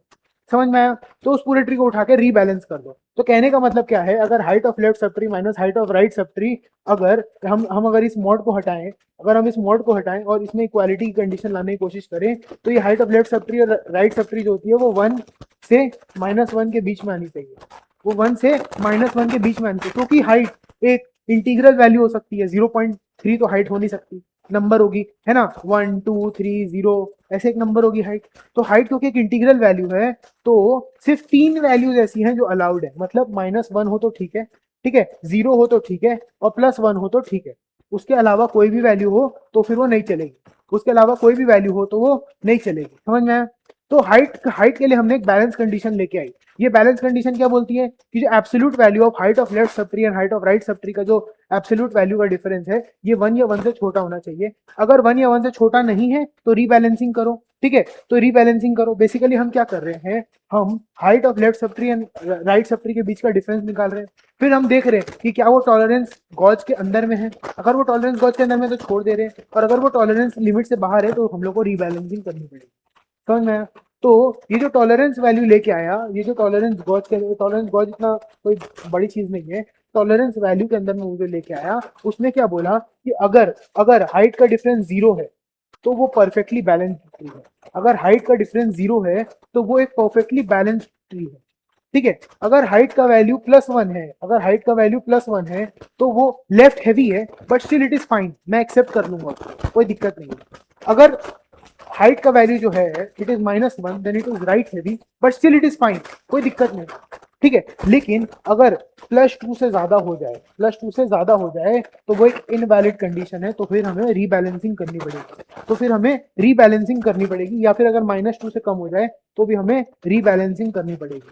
तो ये टॉलरेंस गॉज वो लेके आया। अब हम देखेंगे कि हम हाइट कैसे कैलकुलेट करते हैं। ठीक है, अभी हम एक सूडो स्ट्रक्चर से समझने की कोशिश करते हैं। ठीक है, अभी हम एक सूडो स्ट्रक्चर से समझने की कोशिश करते हैं, मतलब बस स्ट्रक्चर बना के हाइट निकालने की कोशिश करते हैं। मान लो अगर ये एक ट्री है रैंडम, ये एक ट्री है रैंडम, ठीक है, इसके अंदर में हम हाइट निकालते हैं सारे नोड्स की, इसके अंदर में हम हाइट निकालते हैं सारे नोड्स की। ठीक है, तो अच्छा, तो अगर इस नोड की हाइट देखोगे, इस नोड की हाइट देखोगे, तो इस नोड की हाइट कितनी है, इस नोड की हाइट कितनी है, ये तो लास्ट लेवल पे, तो इसकी हाइट अब आप 0 मान सकते हो। ठीक है, तो इसकी हाइट आप 0 मान लो, इसकी भी हाइट को आप 0 मान लो, इसकी भी हाइट को आप 0 मान लो, इसकी भी हाइट को आप 0 मान लो। तो जितने भी नोड लास्ट लेवल में उनकी हाइट को आप 0 मान लो। राइट, तो जो इस लेवल पे आया, जो उसके ऊपर वाले लेवल पे आया, इसकी हाइट कितनी है, नीचे से देखोगे तो 1 है इसकी हाइट, यहाँ से भी देखोगे तो 1 है। हम लोग को मैक्सिमम वाली हाइट लेंगे। ठीक है, तो यहाँ से भी 1 है, यहाँ से भी 1 है, तो इसकी हाइट जो है वो 1 बोल सकते हैं।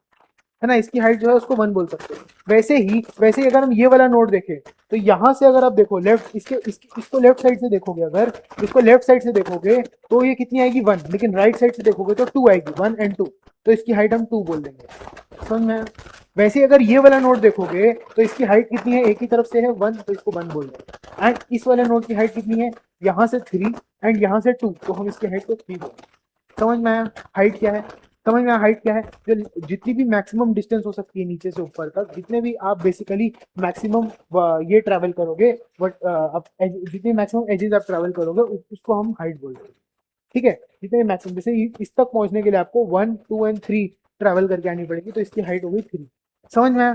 तो अब हम देखते हैं कि बैलेंस फैक्टर क्या है। ये हाइट हमको समझ में आ गई कि कैसे निकालनी है, तो अब हम एक बार बैलेंस फैक्टर भी देख लेते हैं कि बैलेंस फैक्टर हम कैसे निकालेंगे। बैलेंस फैक्टर के लिए हमें क्या करना है, height of left sub tree minus height of right sub tree करना है, height of left sub tree minus height of right sub tree करना है। तो अगर आप ये वाला नोट को ऑब्जर्व करो तो इसके लिए क्या है, 1, 2, 3, लेफ्ट की हाइट कितनी है, लेफ्ट की हाइट कितनी है, ये 3 है। एंड राइट को देखोगे तो 1 एंड 2, तो राइट की हाइट कितनी है, राइट की हाइट कितनी है, इट इज 2। ठीक है, तो अब अगर हम बैलेंस फैक्टर निकालेंगे तो it is left minus right, it is height of left minus height of right, right, तो वो कितनी आएगी, 3 minus 2 which is coming out to be +1 and it is valid, +1 is valid. कौन कौन से नंबर्स वैलिड है, कौन कौन से नंबर्स वैलिड है, वैलिड है +1, -1 एंड 0, ये 3 वैलिड है, बाकी कोई भी वैलिड नहीं। तो इस नोड के लिए अगर हम चेक करें, अगर हम इस नोड के लिए चेक करें तो फिर क्या है, लेफ्ट की हाइट है 1 एंड 2, तो लेफ्ट की हाइट कितनी आ गई, लेफ्ट की हाइट कितनी आ गई, लेफ्ट की हाइट इज 2 एंड राइट की हाइट कितनी आ गई, राइट की हाइट इज 1, तो ये वाला नोड भी वैलिड है। तो ये वाला नोड भी वैलिड है, क्योंकि जब height of left minus height of right निकालोगे जो कि बैलेंस फैक्टर होगा, जिसको हम बैलेंस फैक्टर बोलेंगे, वो कितनी आएगी, 2 - 1 विच इज +1, तो ये भी वैलिड है। वैसे ही ये जितने भी रूट नोड्स होंगे, ये इसको आप नोड की तरीके से लिख सकते हो, ऑल रूट नोड, जितने भी रूट नोड्स होंगे, ऑल रूट नोड्स नहीं, ऑल लीफ नोड्स, जितने भी लीफ नोड्स होंगे ना, जो सबसे नीचे के लेवल में है, will have balance factor as 0, will have balance factor equal to 0, उनका बैलेंस फैक्टर हमेशा 0 होगा। क्यों? क्योंकि वो लास्ट लेवल पे है ना, तो उनके लेफ्ट में भी कोई नहीं है, राइट में भी कोई नहीं है, तो 0 - 0 0 हो जाएगा। ठीक है, तो ये एक नोट की तरह आप याद कर सकते हो। तो जैसे ही आप जब भी एक ट्री बनाओ तो उसके अंदर में आप इसका बैलेंस फैक्टर हमेशा 0 कर सकते हो, इसका भी 0 कर दो बैलेंस फैक्टर। ठीक है, वैसे इसका भी आप 0 कर दो बैलेंस फैक्टर, है ना, तो ये सारे जितने भी रूट में रहेंगे इनका बैलेंस फैक्टर 0 कर सकते हो ऑटोमेटिकली, इनका बैलेंस फैक्टर 0 कर सकते हो। ठीक है, समझ में? एंड अब हमने इसका बैलेंस फैक्टर कैलकुलेट कर लिया, इसका कैलकुलेट कर लिया, दोनों 1 1 है, दोनों चलेंगे। अब हम इसका कैलकुलेट कर चुके हैं 0, इसका कैलकुलेट कर चुके हैं 0, इसका कर चुके हैं, इसका कर चुके हैं, इसका करते हैं। ठीक है, इस वाले नोड का करते हैं। इसके लेफ्ट में कितने चिल्ड्रन है, एक चिल्ड्रन है, तो हाइट ऑफ लेफ्ट कितनी आएगी, 1। वैसे हाइट ऑफ राइट कितनी आएगी, ये भी 1 आएगी, तो इसका बैलेंस फैक्टर कितना आएगा, इसका बैलेंस फैक्टर 0 आएगा। लेफ्ट माइनस राइट, 1 - 1 0 आ गया, राइट। वैसे ही अभी ये नोड बचा, इसका भी निकाल लेते हैं, वैसे इसका भी निकाल लेते हैं। तो इसके लेफ्ट में कितने चिल्ड्रन है, एक भी नहीं है, 0 चिल्ड्रन है लेफ्ट में। और इसके राइट में कितने चिल्ड्रन है, एक चिल्ड्रन है इसके राइट में। तो अगर इस नोड का आप देखो तो बैलेंस फैक्टर कितना आएगा, बैलेंस फैक्टर कितना आएगा, height of left minus height of right, इसका मतलब 0 - 1, तो इसका हाइट आ गया -1। ठीक है, -1 भी वैलिड है, -1 भी वैलिड है, ये मत सोचना माइनस में तो वैलिड नहीं है, -1 भी वैलिड है, +1 -1 और 0 वैलिड है। तो क्या ये सारी कंडीशंस के बाद में हम इसको वैलिड एवीएल ट्री बोल सकते हैं? क्या हम ये सारी कंडीशंस चेक करके इसको वैलिड एवीएल ट्री बोल सकते हैं? क्या हम इसको वैलिड एवीएल ट्री अभी बोल दें? क्या इसको हम वैलिड एवीएल ट्री बोल दें अभी? नहीं, हम नहीं बोल सकते। क्यों नहीं बोल सकते भाई? अरे सारा बैलेंस फैक्टर चेक करवाया, फिर बोल रहे वैलिड एवीएल ट्री नहीं है, क्योंकि अभी तक हमें ये नहीं पता है ना कि ये बाइनरी सर्च ट्री है कि नहीं, है ना। वैल्यूज जब डलेंगी इसमें तब हमें पता चलेगा कि ये बाइनरी सर्च ट्री है कि नहीं, है ना। तो जब तक वैल्यूज नहीं पता है जब तक हमें वैल्यूज नहीं पता है, तब तक हम इसको वैलिड एवीएल ट्री नहीं बोल सकते। क्या ये एक वैलिड एवीएल स्ट्रक्चर है? हाँ, ये एक वैलिड एवीएल स्ट्रक्चर है, बट क्या ये एक वैलिड एवीएल ट्री है? बिल्कुल नहीं पता, जब तक वैल्यूज नहीं डलेंगी। यहाँ वैल्यूज डल जाएंगी फिर हम बताएंगे कि वैलिड है या नहीं, है ना। तो ऐसे मैं लिख देता हूँ, this is a valid AVL structure, AVL tree structure. ठीक है, this is a valid AVL tree structure. ठीक है, ये एवीएल ट्री के लिए एक वैलिड स्ट्रक्चर है, बट ये क्या एक वैलिड एवीएल ट्री है, ये सवाल अभी हमें नहीं पता, अभी इसका आंसर हमें नहीं पता, क्योंकि अभी तक हमने ये चेक नहीं किया कि क्या ये एक valid balance search binary search tree है कि नहीं। जब हमें ये पता चल जाएगा कि क्या ये एक वैलिड बाइनरी सर्च ट्री है, तब हम उस कंक्लूजन पे पहुंचेंगे, जब हम बताएंगे कि क्या ये एक वैलिड एवीएल ट्री है या नहीं। क्लियर है ये बात? तो ये बहुत इंपॉर्टेंट पॉइंट है, ठीक है। तो व्हाट मतलब एक एवीएल ट्री होगा क्या, एक एवीएल ट्री होगा क्या इस हिसाब से, ठीक है। एन एवीएल ट्री को हम मतलब अगर डिफाइन करना चाहें बहुत ही कॉमन भाषा में तो हम क्या करेंगे, तो हम उसको बोलेंगे कि बाइनरी सर्च ट्री तो होना ही चाहिए, कि बाइनरी सर्च ट्री तो होना ही चाहिए, ठीक है। बाइनरी सर्च ट्री तो होना ही चाहिए, प्लस उसके साथ में जो बैलेंस कंडीशन थी ना, मतलब जो बैलेंस कंडीशन थी, balance condition should be should be should be valid for all nodes, should be valid for all nodes, valid for all nodes. सारे नोड्स के लिए बैलेंस कंडीशन को चेक करना होगा, और अगर एक भी नोड ऐसा हो ना जिसके लिए वो बैलेंस कंडीशन फेल हो जा रही है तो वो एक वैलिड एवीएल ट्री नहीं है, ठीक है। वो एक वैलिड एवीएल ट्री नहीं है, ठीक है। इफ द बैलेंस कंडीशन, तो पॉइंट क्या है, इफ द बैलेंस कंडीशन मतलब वो जो बैलेंस फैक्टर का 0 1 या -1 होना है, ठीक है, वो बैलेंस कंडीशन है। इफ द बैलेंस कंडीशन, ठीक है, if the balance condition fails for even one node, ठीक है, इवन वन नोड के लिए अगर वो फेल हो जाए, then then the structure then the structure is not then the structure is not a valid AVL tree, is not a valid AVL tree, है ना। तो मतलब वो जो स्ट्रक्चर है, it is not a valid AVL tree, उसको हमको AVL tree बनाना पड़ेगा, वो बैलेंस फैक्टर्स को बैलेंस करने का कोई तरीका खोजना पड़ेगा जिससे हम उसको एक वैलिड एवीएल ट्री बना पाए, ठीक है। तो समझ में आया ये वाला पॉइंट। और दूसरी बात क्या है, if the tree is not a binary search tree, है ना, बाइनरी सर्च ट्री नहीं है, ठीक है। If a tree is not a binary search tree, if a tree is not a binary search tree, then it it cannot be a valid AVL tree, then it cannot be a valid AVL tree, वो एक valid AVL tree हो ही नहीं सकता, वो एक valid AVL tree हो ही नहीं सकता क्योंकि वो एक बाइनरी सर्च ट्री ही नहीं है। तो बाइनरी सर्च ट्री होने के बाद हम binary search tree condition check करने के बाद हम चेक करेंगे कि एवीएल ट्री की कंडीशन वैलिड है या नहीं। अगर बाइनरी सर्च ट्री फेल कर जा रहा है तो एवीएल ट्री तो होने का कोई पॉइंट ही नहीं है, एवीएल ट्री होने का तो कोई पॉइंट ही नहीं है, राइट। तो फिर ये दो कंडीशन हमको बहुत ज्यादा दिमाग में रखनी है एवीएल ट्री से रिलेटेड, समझ में आया? चलो अब हम नेक्स्ट टॉपिक पे चलते हैं, जो कि है कि अभी हम एवीएल ट्री मतलब जितने भी अभी डायग्राम्स हम आपके पास लेके आएंगे उसमें आपको ये चेक करके बताना है कि is it a valid AVL tree or not, is it a valid AVL tree or not, ठीक है। तो एवीएल ट्री आपको चेक करना है, तो एवीएल ट्री चेक करने के लिए हमारे पास कौन सी दो कंडीशन थी, पहले तो बाइनरी सर्च ट्री चेक करेंगे, उसके बाद जो बैलेंस फैक्टर है वो या तो 0 होना चाहिए या तो 1 या तो -1, इन तीनों में से कोई एक होना चाहिए, तभी हमारे पास चलेगा for all nodes, for all nodes, ठीक है, फॉर ऑल नोड्स, ठीक है। तो ये दो कंडीशन हमको बार बार चेक करनी पड़ेंगी सारे ट्रीज में, जितने भी ट्रीज हम देखेंगे, ठीक है। तो सबसे पहले ये वाला ट्री देखते हैं। इस ट्री के लिए हम क्या देखेंगे, सबसे पहले ये देखेंगे कि क्या ये एक वैलिड बाइनरी सर्च ट्री है या नहीं, ठीक है। तो 50 के लेफ्ट में जितने भी नोड्स आप देखो सारे 50 से छोटे हैं, तो 50 के लिए ये कंडीशन वैलिडेटेड है। 70 के और 50 से राइट में जो है वो 50 से बड़ा है, 70 50 से बड़ा है, तो फिर ये भी वैलिड है ना। और ये तो लीफ नोड है तो इसके लिए चेक नहीं करना पड़ेगा। वैसे ही हम जब 30 के लिए देखेंगे तो 30 के लेफ्ट में सारे 30 से छोटे हैं एंड 30 के राइट में 30 से बड़ा है बट 50 से छोटा है, राइट। वैसे ही 30 के लेफ्ट में 20 है, 20 के लिए भी सारे ये वैलिड है, तो ये एक बाइनरी सर्च ट्री तो मुझे दिख रहा है, ये बाइनरी सर्च ट्री तो है, दिस इज अ वैलिड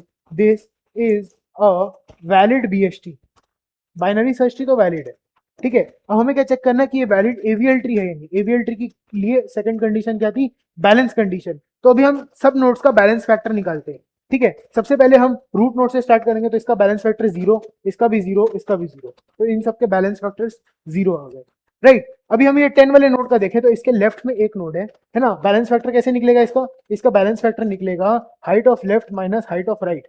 इसके लेफ्ट में कितने नोड है, एक नोड है, और राइट में कितने नोड है, 0 नोड्स है, तो 1 - 0 which comes out to be 1, तो इसका बैलेंस फैक्टर कितना आ गया, 1 आ गया। तो ये भी वैलिड है, कोई दिक्कत नहीं है, हम ऐसे टिक कर देंगे, ये वैलिड है, ये वैलिड है, ये वैलिड है एंड ये वैलिड है अभी तक।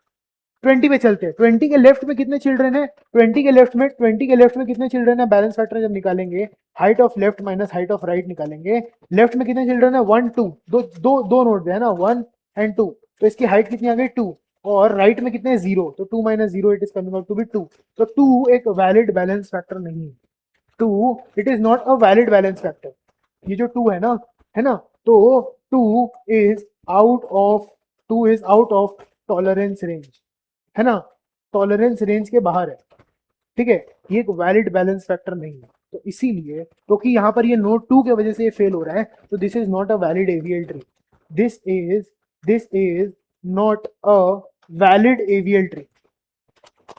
ठीक है, एवीएल ट्री ये वैलिड नहीं है। तो चलो फॉर अ प्रैक्टिस हम लोग इसके सारे नोड्स का बैलेंस फैक्टर्स निकाल लेते हैं। ठीक है, प्रैक्टिस के लिए, ऑल्दो ये वैलिड नहीं है बट स्टिल प्रैक्टिस के लिए सारे नोड्स का बैलेंस फैक्टर कैलकुलेट कर लेंगे। इसका बैलेंस फैक्टर कितना आएगा?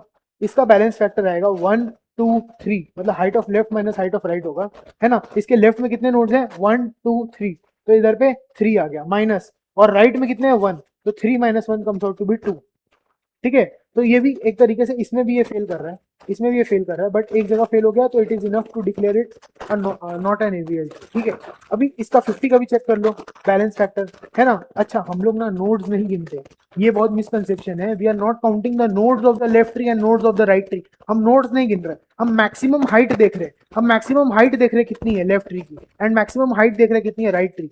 हम नोड्स नहीं गिन रहे, फिर से समझो, हम नोड्स नहीं गिन रहे, हम मैक्सिमम हाइट देख रहे हैं। जैसे इसके लेफ्ट में कितने नोड्स है? 1 2 3 4 5, 5 नोड्स है, तो हम यहाँ 5 नहीं लिखेंगे हाइट ऑफ लेफ्ट में, हम हाइट ऑफ लेफ्ट में क्या लिखेंगे? जो मैक्सिमम है, जैसे 1 2 3 एंड 4, 4 मैक्सिमम है ना। और इसके राइट में मैक्सिमम कितनी है? इसके राइट में मैक्सिमम कितनी है? 4 माइनस 1, एक ही है वो, 4 minus 1 comes out to be 3, तो इसके वजह से भी ये इनवैलिड है। बट एक जगह में कंडीशन ऑलरेडी फेल हो चुकी है, तो किसके किसके वजह से इनवैलिड हो गया? ये एंड ये, इन तीनों की वजह से ये इनवैलिड एवीएल ट्री है। ठीक है, चलो अब नेक्स्ट देखते हैं। नेक्स्ट ये वाला एग्जांपल है, इसमें भी चेक करो, is it a valid AVL tree, is it a valid AVL tree, इसमें भी चेक करो। ठीक है, तो इसमें जब हम चेक करेंगे तो सबसे पहले हमको क्या चेक करना है? सबसे पहले हमको चेक करना है कि ये बाइनरी सर्च ट्री है कि नहीं, प्लस उसके साथ में हमको बैलेंस कंडीशन देखना है, राइट। प्लस उसके साथ में हमको बैलेंस कंडीशन देखना है, लेकिन पहले हमको ये चेक करना है कि ये वैलिड बीएसटी है या नहीं। ठीक है, तो 50 के लेफ्ट में देखेंगे जब, तो हमको ये 60 दिख गया, 50 के लेफ्ट में ये 60 वाला नोड आ रहा है।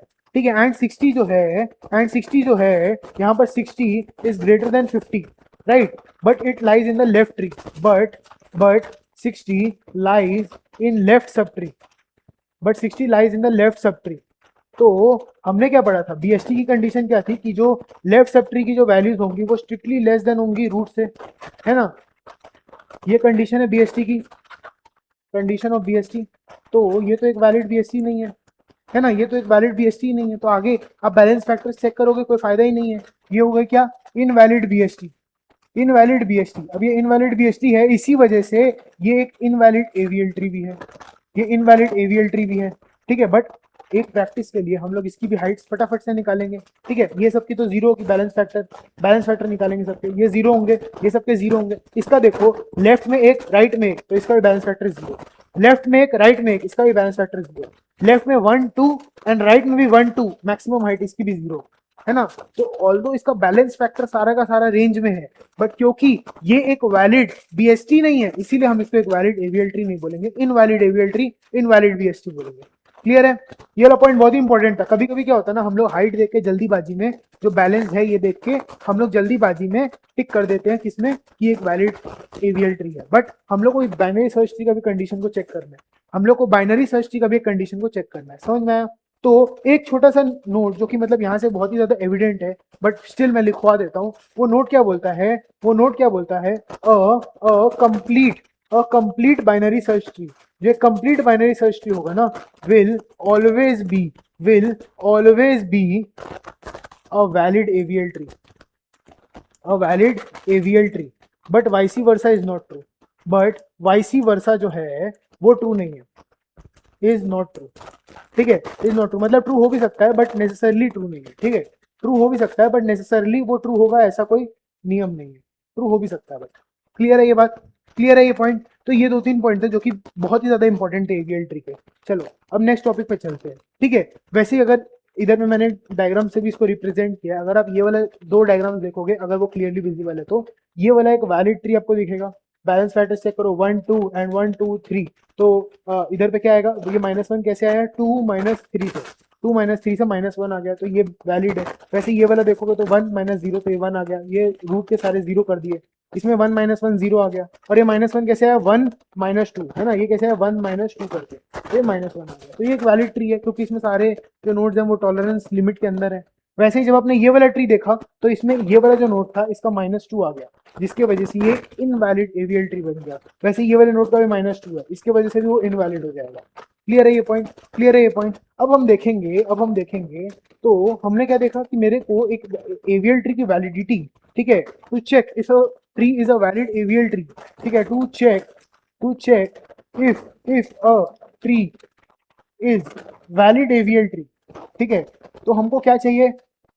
हमको दो चीज चाहिए, क्या क्या हमको दो चीज चाहिए? हमको सबसे पहली चीज ये चाहिए, सबसे फर्स्ट पॉइंट हमको क्या चाहिए? सबसे फर्स्ट पॉइंट हमको ये चाहिए, चेक फॉर वैलिड बीएसटी, है ना, चेक फॉर वैलिड बीएसटी। अगर वैलिड बीएसटी नहीं है तो एवीएल ट्री का तो फायदा ही नहीं आता है, ठीक है। अच्छा, तो अब आप इस चीज को इंश्योर कैसे करोगे? कि एक वैलिड बीएसटी है या नहीं, ठीक है। जब आप इंसर्शन कर रहे हो तभी आप इस चीज को चेक कर सकते हो ना। जब आप उस ट्री के अंदर, उस ट्री का डेटा स्ट्रक्चर आपने बनाया, जब आप उसके अंदर इंसर्शन कर रहे हो तभी आप ये एवीएल ट्री वाली कंडीशन से पहले बीएसटी की कंडीशन चेक कर सकते हो कि अगर वो वैल्यू बड़ी है तो लेफ्ट राइट में डालो, है ना। जैसे कि मान लो अगर ये एवीएल ट्री अपने, ये ट्री आपने बनाया था जिसके रूट नोड में 10 है, अब आप इसके अंदर 20 इंसर्ट करने जा रहे हो। जब आप इसके अंदर 20 इंसर्ट करने जाओ तभी आप ये कंडीशन लगाओ ना कि अगर 10 से बड़ा है तो 10 के राइट में आएगा 20, 10 से बड़ा है तो 10 के राइट में आएगा 20। वैसे ही अगर 10 से छोटा कोई नोड हम इंसर्ट कर रहे हैं तो वो 10 के लेफ्ट में जाएगा। तो वैलिड बीएसटी है या नहीं, ये हम कैसे इंश्योर कर सकते हैं? ये हम ऐसे इंश्योर कर सकते हैं, this condition this condition can be insured, this condition can be insured by this condition can be ensured by checking while inserting, ठीक है। कैन बी इंश्योर्ड ड्यूरिंग, ऐसे लिख लेना, this condition can be insured during insertion. जब आप insertion कर रहे हो ना, during insertion into the tree, जब आप उस ट्री में इंसर्शन कर रहे हो तभी आप चेक कर सकते हो कि वो वैलिड बीएसटी के कंडीशन को सेटिस्फाई कर रहा है या नहीं। जैसे जैसे वैलिड बीएसटी कंडीशन को सेटिस्फाई करेगा वही कंडीशन के साथ आप इंसर्ट करना, है ना, वही कंडीशन के साथ आप इंसर्ट करना। तो ये वाली कंडीशन हम चेक कर सकते हैं वेरी इजीली। दूसरी कंडीशन जो थी वो थी balance factor. We need to calculate balance factor, और ये बैलेंस फैक्टर जो है ना ये आपको हर नोड के लिए कैलकुलेट करना है। We need to check the balance factor. तो ये बैलेंस फैक्टर वैलिडेशन जो है ये हमको हर नोड के लिए करना है। अब आप बोलोगे सर अगर हर नोड के लिए हमको बैलेंस फैक्टर को चेक करना है तो फिर ये तो बहुत ही ज्यादा एक लेबोरियस टास्क है ना, इसमें तो टाइम कॉम्प्लेक्सिटी बहुत ज्यादा लगेगी। तो जब इंसर्ट करेंगे बैलेंस फैक्टर चेक करेंगे तो बहुत ज्यादा टाइम लग जाएगा। एन नोड्स के लिए हमको चेक करना है ना, तो एटलीस्ट ऑर्डर ऑफ एन तो लगना चाहिए नहीं। लेकिन हम इसके लिए एक चीज करते हैं, स्मार्ट चीज करते हैं, जिसको हम बोलते हैं कैशिंग या मेटा डेटा। हम क्या करते हैं, ठीक है, हम हर नोड की जो हाइट है ना, उसको जब उस नोड को क्रिएट करते हैं ना तो उसको as a metadata save करते हैं। मेटा डेटा मतलब क्या? उस नोड की जितनी भी इंफॉर्मेशन है वो उसी के अंदर स्टोर्ड है। जैसे कि मान लो जब ये वाला नोड था ना जो 10 वाला, वो ऐसे स्टोर्ड होगा मेमोरी में, 10 होगा, ये उसका लेफ्ट पॉइंटर है जो कि लेफ्ट ट्री को पॉइंट करेगा, और इसका राइट पॉइंटर है जो कि राइट ट्री को पॉइंट करेगा, है ना। ये लेफ्ट ट्री को पॉइंट करने वाला पॉइंटर होगा एंड ये राइट ट्री को पॉइंट करने वाला पॉइंटर होगा, है ना, समझ में आ रहा है। और फिर ये आगे खुद पॉइंट करते जाएंगे। तो ये बेसिकली एक अब बोलते हैं स्ट्रक्चर हम बनाते हैं, जो नॉर्मल बाइनरी सर्च ट्री होता है उसके अंदर हम एक स्ट्रक्चर बनाते हैं जिसमें वो स्ट्रक्चर खुद ही को, मतलब खुद ही के जैसे एक स्ट्रक्चर को पॉइंट करता है इन द लेफ्ट एंड खुद ही के जैसे एक स्ट्रक्चर को पॉइंट करता है इन द राइट, है ना। तो लेकिन जब हम एवीएल ट्री बना रहे हैं ना तो हमें क्या चाहिए? हमें चाहिए कि हर नोड को उसकी हाइट भी पता हो। क्यों हाइट पता हो? ताकि बैलेंस फैक्टर की कैलकुलेशन हम एकदम डायरेक्टली कर पाए, है ना। तो इसके लिए इंस्टेड ऑफ हर इंसर्शन के साथ आप हर नोड की हाइट निकालो, आप हर नोड की हाइट उसके अंदर ही स्टोर करके रख दो। तो जब आप एक नोड को इंसर्ट कर रहे हो सिर्फ आप उस हाइट को अपडेट करो जो चेंज हुई है ना। जैसे कि अगर आप लेफ्ट सब ट्री में इंसर्ट कर रहे हो मान लो, तो राइट सब ट्री में किसी नोड की हाइट को कुछ अफेक्ट नहीं होगा, है ना। रूट नोड तक के जितने भी हैं, लेफ्ट सब ट्री से रूट नोड के जितने भी हैं, सबकी हाइट में अपडेशन आएगी, नो इश्यू।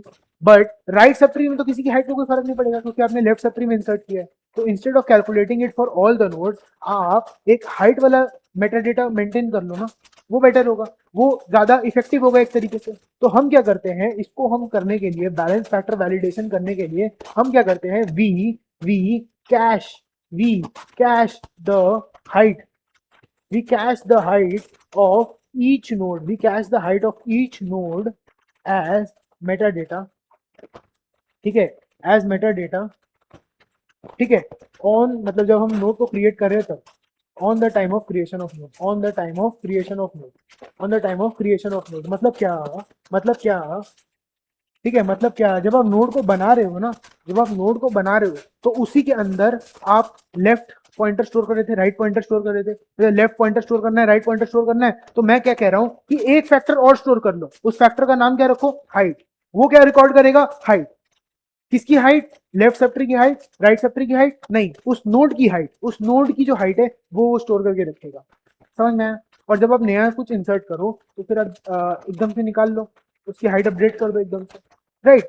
तो हमने क्या किया, हमने जब वो नोड बनाया, हमने जब वो नोड बनाया, तो फिर हम क्या कर रहे हैं, हम उस एवीएल ट्री की नोड के अंदर में पहले तो एवीएल ट्री की लेफ्ट लेफ्ट की हम इंफॉर्मेशन स्टोर कर रहे हैं, मतलब लेफ्ट में जो नोड आएगा उसकी इंफॉर्मेशन हम स्टोर कर रहे हैं। मतलब कहने का क्या है कि ये जो नोड था, ये मान लो ट्री का नोड था, तो इसके लेफ्ट में जो नोड आएगा ना उसकी इंफॉर्मेशन, मतलब मान लो ये नोड 1 है, इसको हम नोड 1 बोलते हैं, ठीक है, इसको नोड 1 बोलते हैं, तो ये नोड 2 हो गया, राइट, ये नोड 2 हो गया, तो नोड 1 को नोड 2 का एड्रेस तो पता होना चाहिए ना, क्योंकि वो उसको पॉइंट कर रहा है, तो नोड 2 का एड्रेस हम इस लेफ्ट में डाल देंगे। वैसे ही मान लो राइट में भी आपके एक नोड होगा, राइट में भी आपके एक नोड होगा, तो इसका भी तो एड्रेस आपको पता होना चाहिए ना, इसको मान लो नोड 3 बोल रहे हो, तो ये नोड 3 का एड्रेस हम नोड के राइट में स्टोर करते हैं।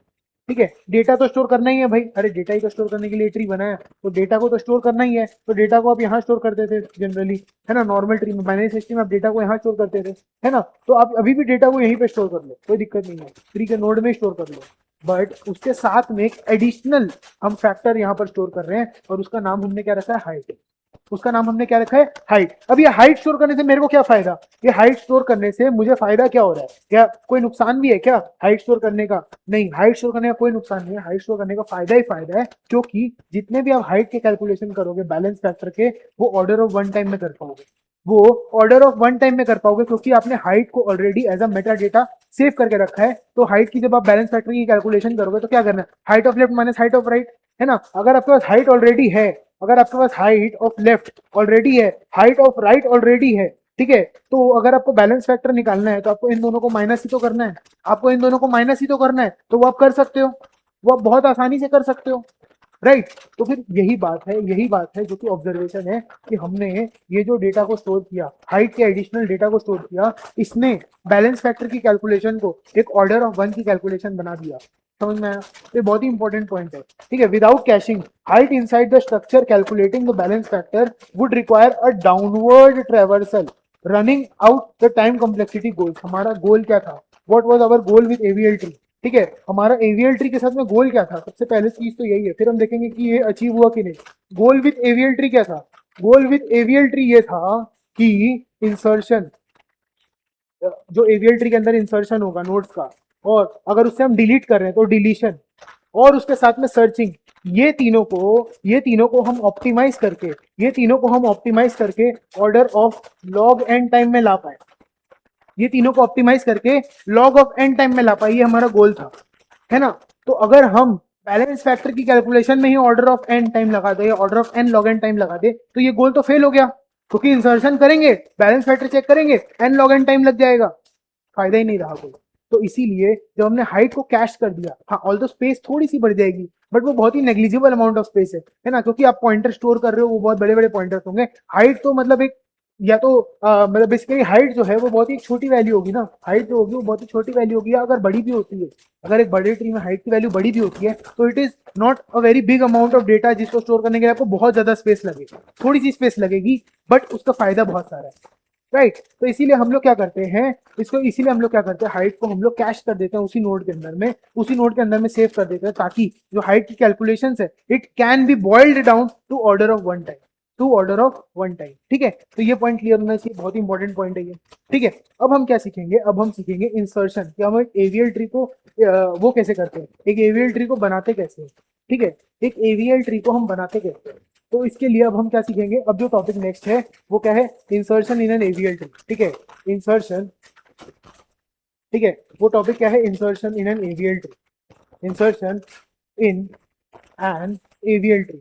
तो एक एवीएल ट्री के अंदर में आप इंसर्शन कैसे करोगे, insertion in an AVL tree, ठीक है, insertion in an AVL tree आप कैसे करोगे, ये अब हमारा जो है वो नेक्स्ट टॉपिक आप बोल सकते हो, ये अब हमारा नेक्स्ट टॉपिक आप बोल सकते हो। ये बहुत ही इंपॉर्टेंट टॉपिक भी है कि हम एवीएल ट्री में इंसर्शन कैसे करते हैं, राइट। चलो हम कुछ एग्जाम्पल से इसको समझेंगे, इंसर्शन को हम कुछ एग्जाम्पल्स के साथ में समझेंगे, ठीक है।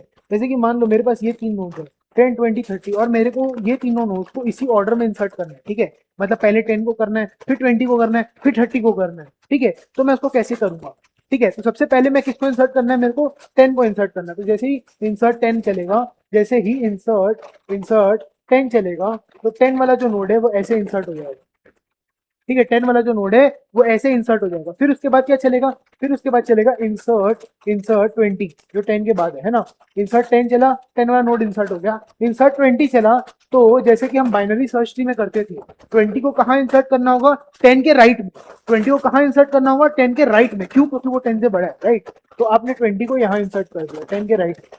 क्या अभी इससे बैलेंस फैक्टर्स में कोई भी प्रॉब्लम आई, अभी इसका तो बैलेंस फैक्टर तो 0 ही था। क्या इसमें बैलेंस फैक्टर चेक करो, है ना। इसके लेफ्ट में कुछ नहीं है, इसके लेफ्ट में कुछ नहीं है, और इसके राइट में सिर्फ एक नोड है, तो इसका बैलेंस फैक्टर कितना आ गया, 0 -1 विच इज -1, और इसका तो 0 है। बैलेंस फैक्टर्स में कोई प्रॉब्लम नहीं है, सब चलेगा। यहाँ तक सब कुछ ठीक है। फिर आपने क्या किया, फिर आपने किया इंसर्ट 30, फिर आपने किया इंसर्ट 30।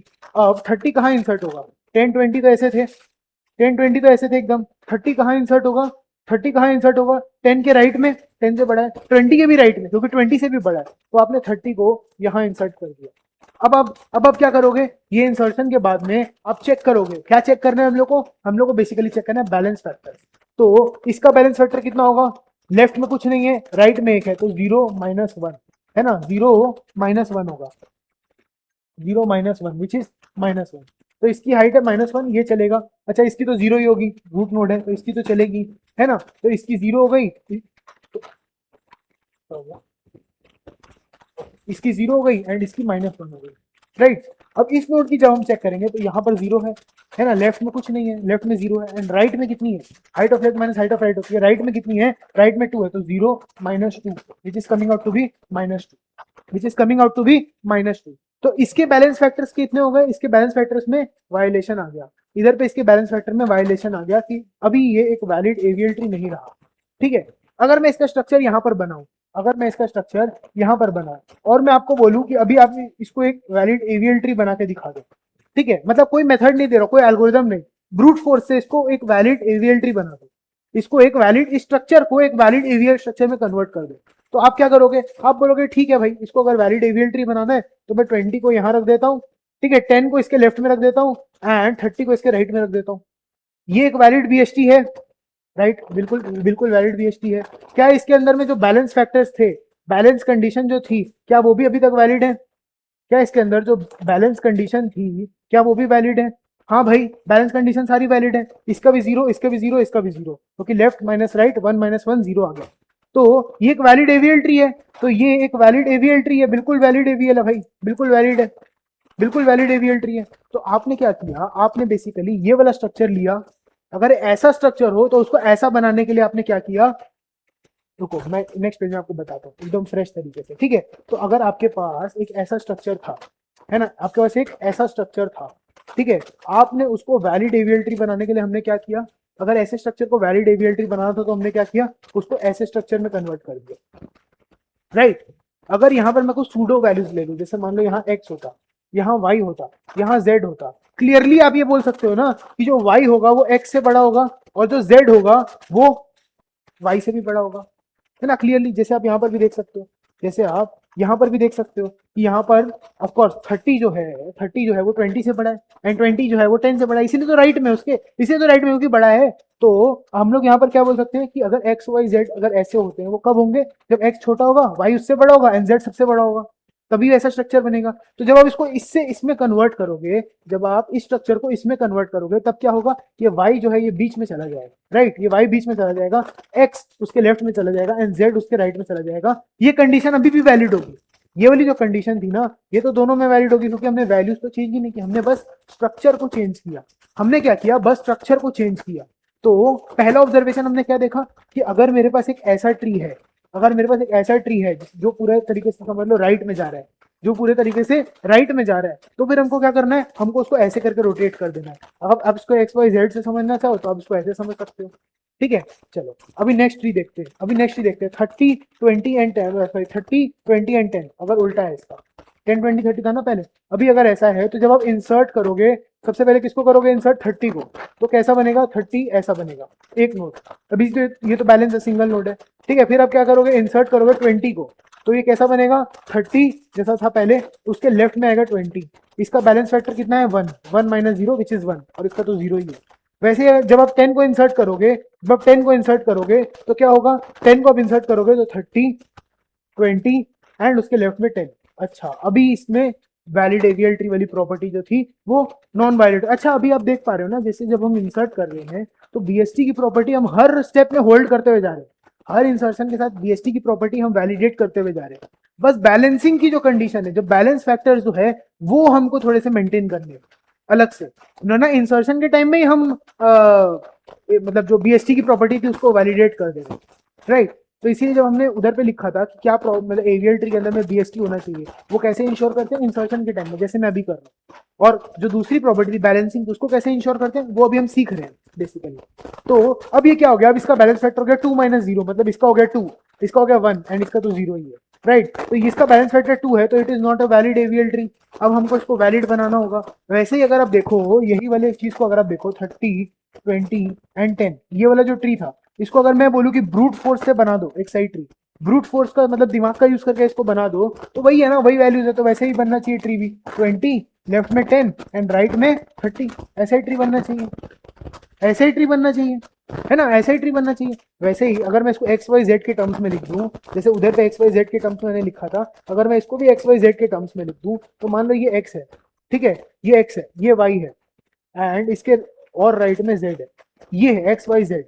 तो इसमें क्या होगा, इसमें क्या होगा, इसमें एक्स जो होगा वो सबसे बड़ा होगा, फिर उससे छोटा होगा वाई, फिर उससे छोटा होगा जेड। इसको याद रखने की कोई जरूरत नहीं है, ये तो देख के समझ में आ जाएगा जब भी ट्री बनाओगे तो, है ना। इसको याद मत करना, बस देख लेना इसको, ठीक है। तो इसको हमने कैसे कन्वर्ट किया, इसको हमने कन्वर्ट किया, वाई को हमने यहाँ कर दिया, वाई को हमने यहाँ कर दिया। देखो अगर मैं इसको एक्स लिख दूं, इसको वाई लिख दूं एंड इसको जेड लिख दूं, तो 20 में हमने क्या किया, 20 में वाई को हमने यहाँ रख दिया, जेड को हमने लेफ्ट में रहने दिया और 30 को हमने एक्स बना दिया यहाँ, है ना। तो y को हमने यही रहने दिया, z को हमने जैसे लेफ्ट में था वैसे ही लेफ्ट में छोड़ दिया, और x को हम यहाँ ले आए, और x को हम यहाँ ले आए, राइट। तो ये वाला भी एक अच्छा चीज आप देख सकते हो, ये भी एक अच्छी चीज आप देख सकते हो, है ना, कि अगर आपको करना है तो बेसिकली आप कैसे रोटेट करोगे उसको वो हम अभी देखेंगे। अच्छा यहाँ पर ना बहुत सारी जगह में आपको L rotation, LR rotation, RL rotation ये सब मिलेगा, RR रोटेशन, ये 4 टाइप के होते हैं, ये आपको मिलेगा। मैं आपको सीधा सीधा केस से करवा रहा हूँ ताकि आपको कोई भी चीज को मगअप ना करना पड़े, सारी चीज अंडरस्टैंडिंग के साथ डेवलप हो, ठीक है। मैं रटवाना नहीं चाहता बेसिकली, ठीक है। तो देखो अभी केस 3 देखो, अब इसमें मेरे को इस ऑर्डर में इंसर्ट करना है, तो अगर मैं इस ऑर्डर में इंसर्ट करता हूँ जिसमें मेरे को पहले 30 को इंसर्ट करना है, तो मैं पहले 30 इंसर्ट किया, मैंने पहले 30 को इंसर्ट किया, बैलेंस फैक्टर्स में कोई प्रॉब्लम नहीं आएगी। फिर सेकंड स्टेप में मैंने किसको इंसर्ट किया है, सेकंड स्टेप में मैंने इंसर्ट किया 10 को, सेकंड स्टेप में मैंने जब 10 को इंसर्ट किया तो वो 30 से तो छोटा है, तो वो 30 के लेफ्ट में आ गया, है ना। कोई अभी भी कोई प्रॉब्लम नहीं आई, अभी भी इसका बैलेंस फैक्टर जो है वो लेफ्ट माइनस राइट होता है, तो ये 1 है और ये 0 है ना। और फिर लास्ट में जब मैंने इंसर्ट 20 को किया, तो मैंने लास्ट में इंसर्ट 20 को किया, तब क्या हो गया 30 लेफ्ट में आ गया इसके 10 एंड 10 के राइट में आ गया 20, है ना। अच्छा ये क्यों हुआ भाई, ऐसा क्यों इंसर्ट हुआ, देखो 20 जब इंसर्ट करना है तो वो 30 से छोटा है, इसीलिए 30 के लेफ्ट में आना चाहिए, ठीक है। 30 के लेफ्ट में हम आए तो हमने 10 देखा, 10 से बड़ा है 20, 10 से बड़ा है 20, तो 10 के राइट में आना चाहिए, तो 10 के राइट में इंसर्ट कर दिया, क्लियर। तो ऐसे इंसर्ट हो गया ये। अब इसका बैलेंस फैक्टर से एक बार चेक कर लेते हैं, तो इसका बैलेंस फैक्टर कितना आएगा 0 -1, 0 -1, इसका आ गया -1, अच्छा इसका तो 0 ही होगा। और इसका कितना होगा 30 का, कितना 30 का बैलेंस फैक्टर कितना आएगा नोड वाले का, तो ये हो गया 1 2, तो इधर पे मैक्सिमम कितनी है 2, और 2 - 0, 2 - 0 इज 2 - 0 इज 2 - 0 इज 2, क्लियर है। इसका बैलेंस फैक्टर 2 आ गया, तो 2 जो है वो इनवैलिड है, तो ये एवीएल ट्री नहीं है। फिर हमको इसको भी एवीएल ट्री बनाना पड़ेगा, अरे भाई इतने देरी से तो बना रहे, यही वाले वैल्यू से एवीएल ट्री बनाना तो आ ही गया हमको, है ना। ये जब होता है तो इसका एवीएल ट्री क्या बनता है, इसका एवीएल ट्री बनता है 20 के लेफ्ट में यहाँ पर होना चाहिए 10 एंड 20 के राइट में यहाँ होना चाहिए 30, क्लियर है। 20 के राइट में यहाँ होना चाहिए 30, तो ये वैलिड एवीएल ट्री बन गया, ये एक वैलिड एवीएल ट्री बन गया। तो अगर ये एक्स वाई जेड वाले टर्म्स में होता, अगर ये एक्स वाई जेड वाले टर्म्स में होता, मतलब एक्स एक्स के लेफ्ट में हो गया वाई एंड एक्स के राइट में हो गया जेड। तो इसको हम कैसे बनाते, इसको हम एवियल ट्री कैसे बनाते, हम जेड को यहाँ ले आते, है ना, हम जेड को यहाँ ले आते, वाई को उसके लेफ्ट में ले आते एंड एक्स को उसके राइट में ले आते, ऐसा कुछ करते ना। अगर हमको इसको वैलिड एवियल ट्री बनाना पड़ता तो, है ना, जैसे कि मान लो ये है एक्स वाई जेड, है ना, एक्स के लेफ्ट में वाई है, एक्स के लेफ्ट में वाई है, वाई के राइट में जेड है, वाई के राइट में जेड है ना।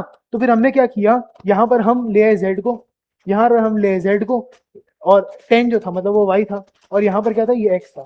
तो जेड इधर पे वाई इधर पे एक्स, समझ में आया। तो ये भी क्लियर हो गया। अगर इस टाइप का कुछ स्ट्रक्चर दिखे, इस टाइप का कुछ स्ट्रक्चर दिखे तो इसको कैसे कन्वर्ट करना है ये भी समझ में आ गया। एक फाइनल एग्जांपल देखते हैं, एक फाइनल एग्जांपल देखते हैं। इसमें 10, 30 एंड 20 है, 10, 30 एंड 20। देखो अभी थोड़ा पेशेंस के साथ समझो, 5 मिनट बाद में ये चारों चीजें मैं एक साथ कनेक्ट कर दूंगा तो बहुत ही मस्त लगेगी। बस 2-3 मिनट को आ रही है, ठीक है। तो इंसर्ट जब हम कर रहे हैं सबसे पहले 10 को इंसर्ट करना है, राइट। तो इसमें तो कोई दिक्कत ही नहीं है।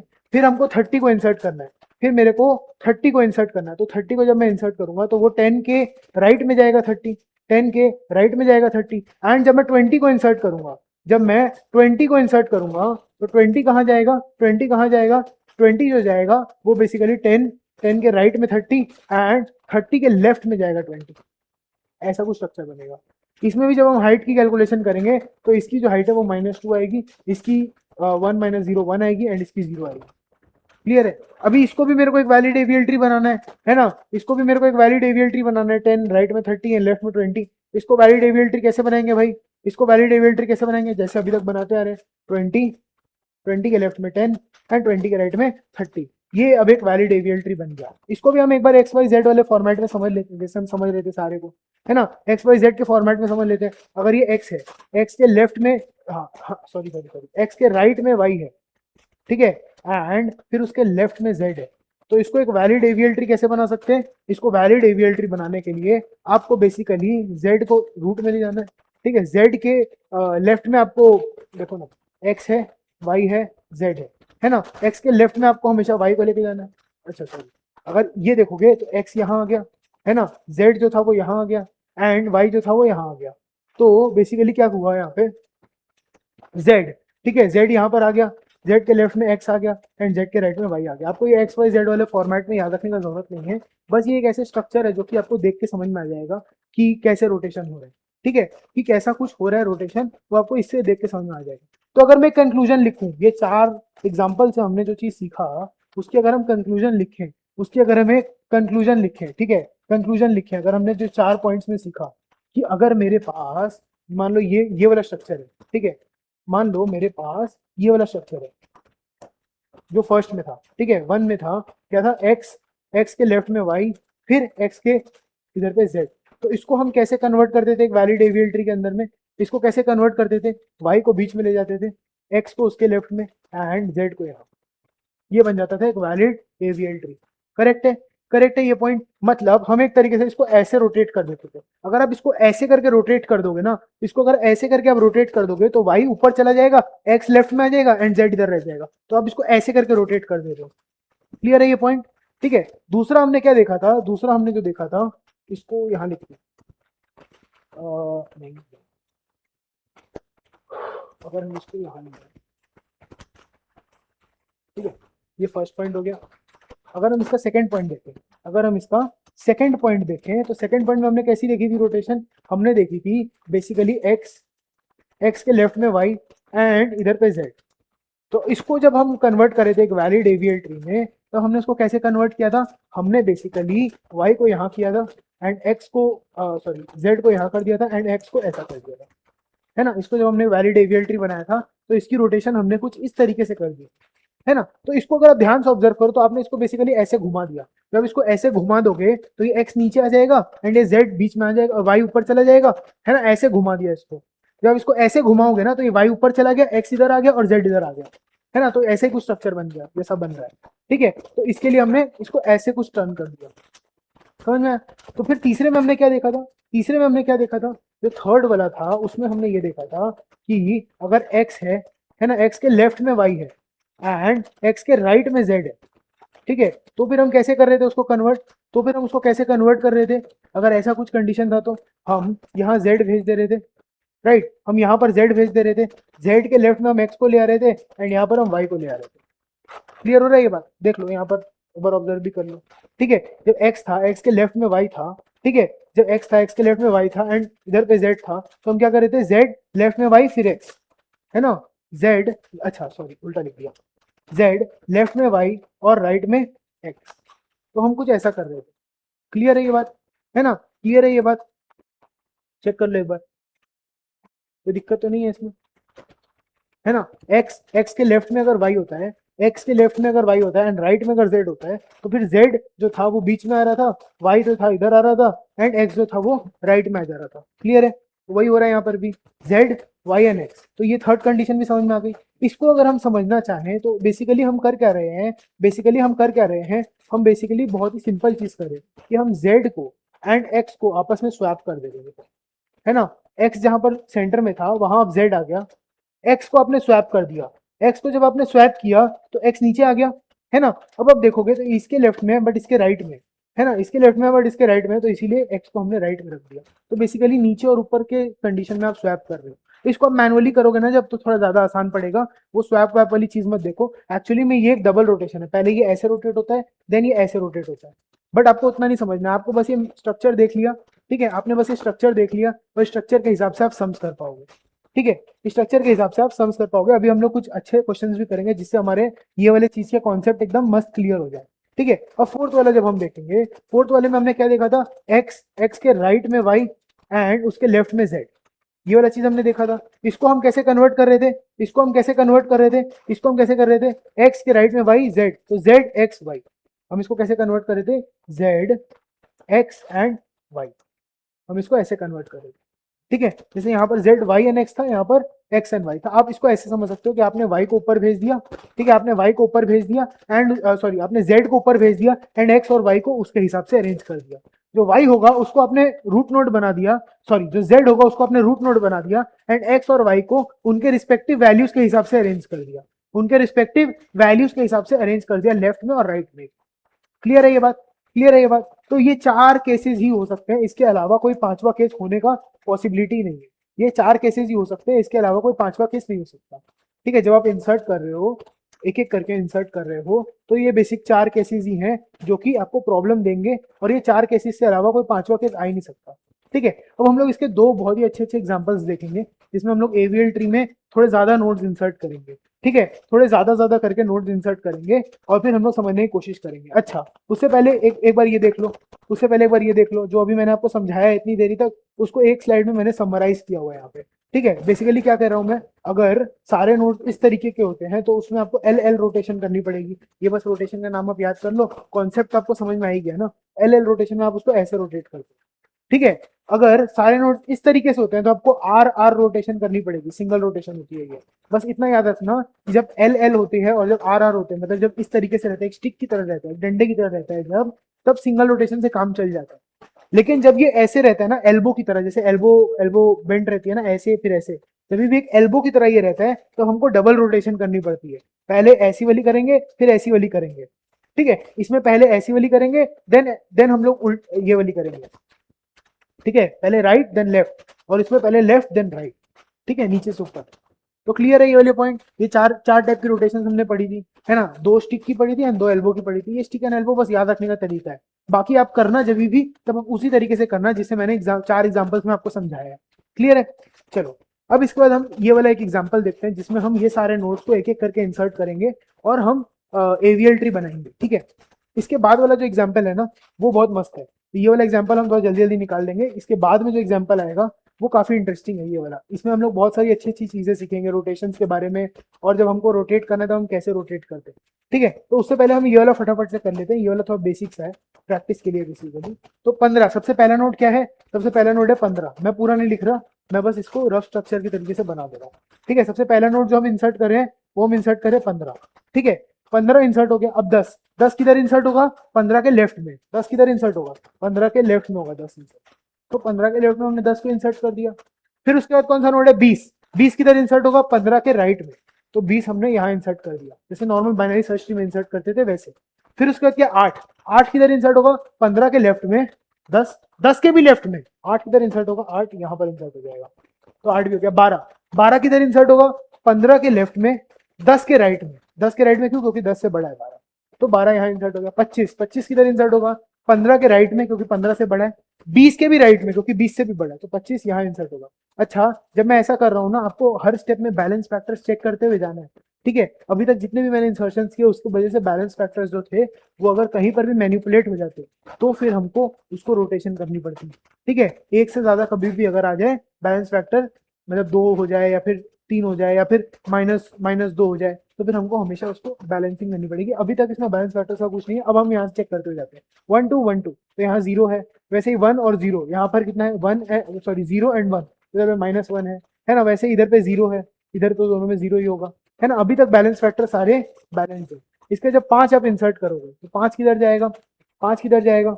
5 किधर जाएगा? 5 वाला नोड, 5 वाला नोड किधर जाएगा इंसर्ट होके?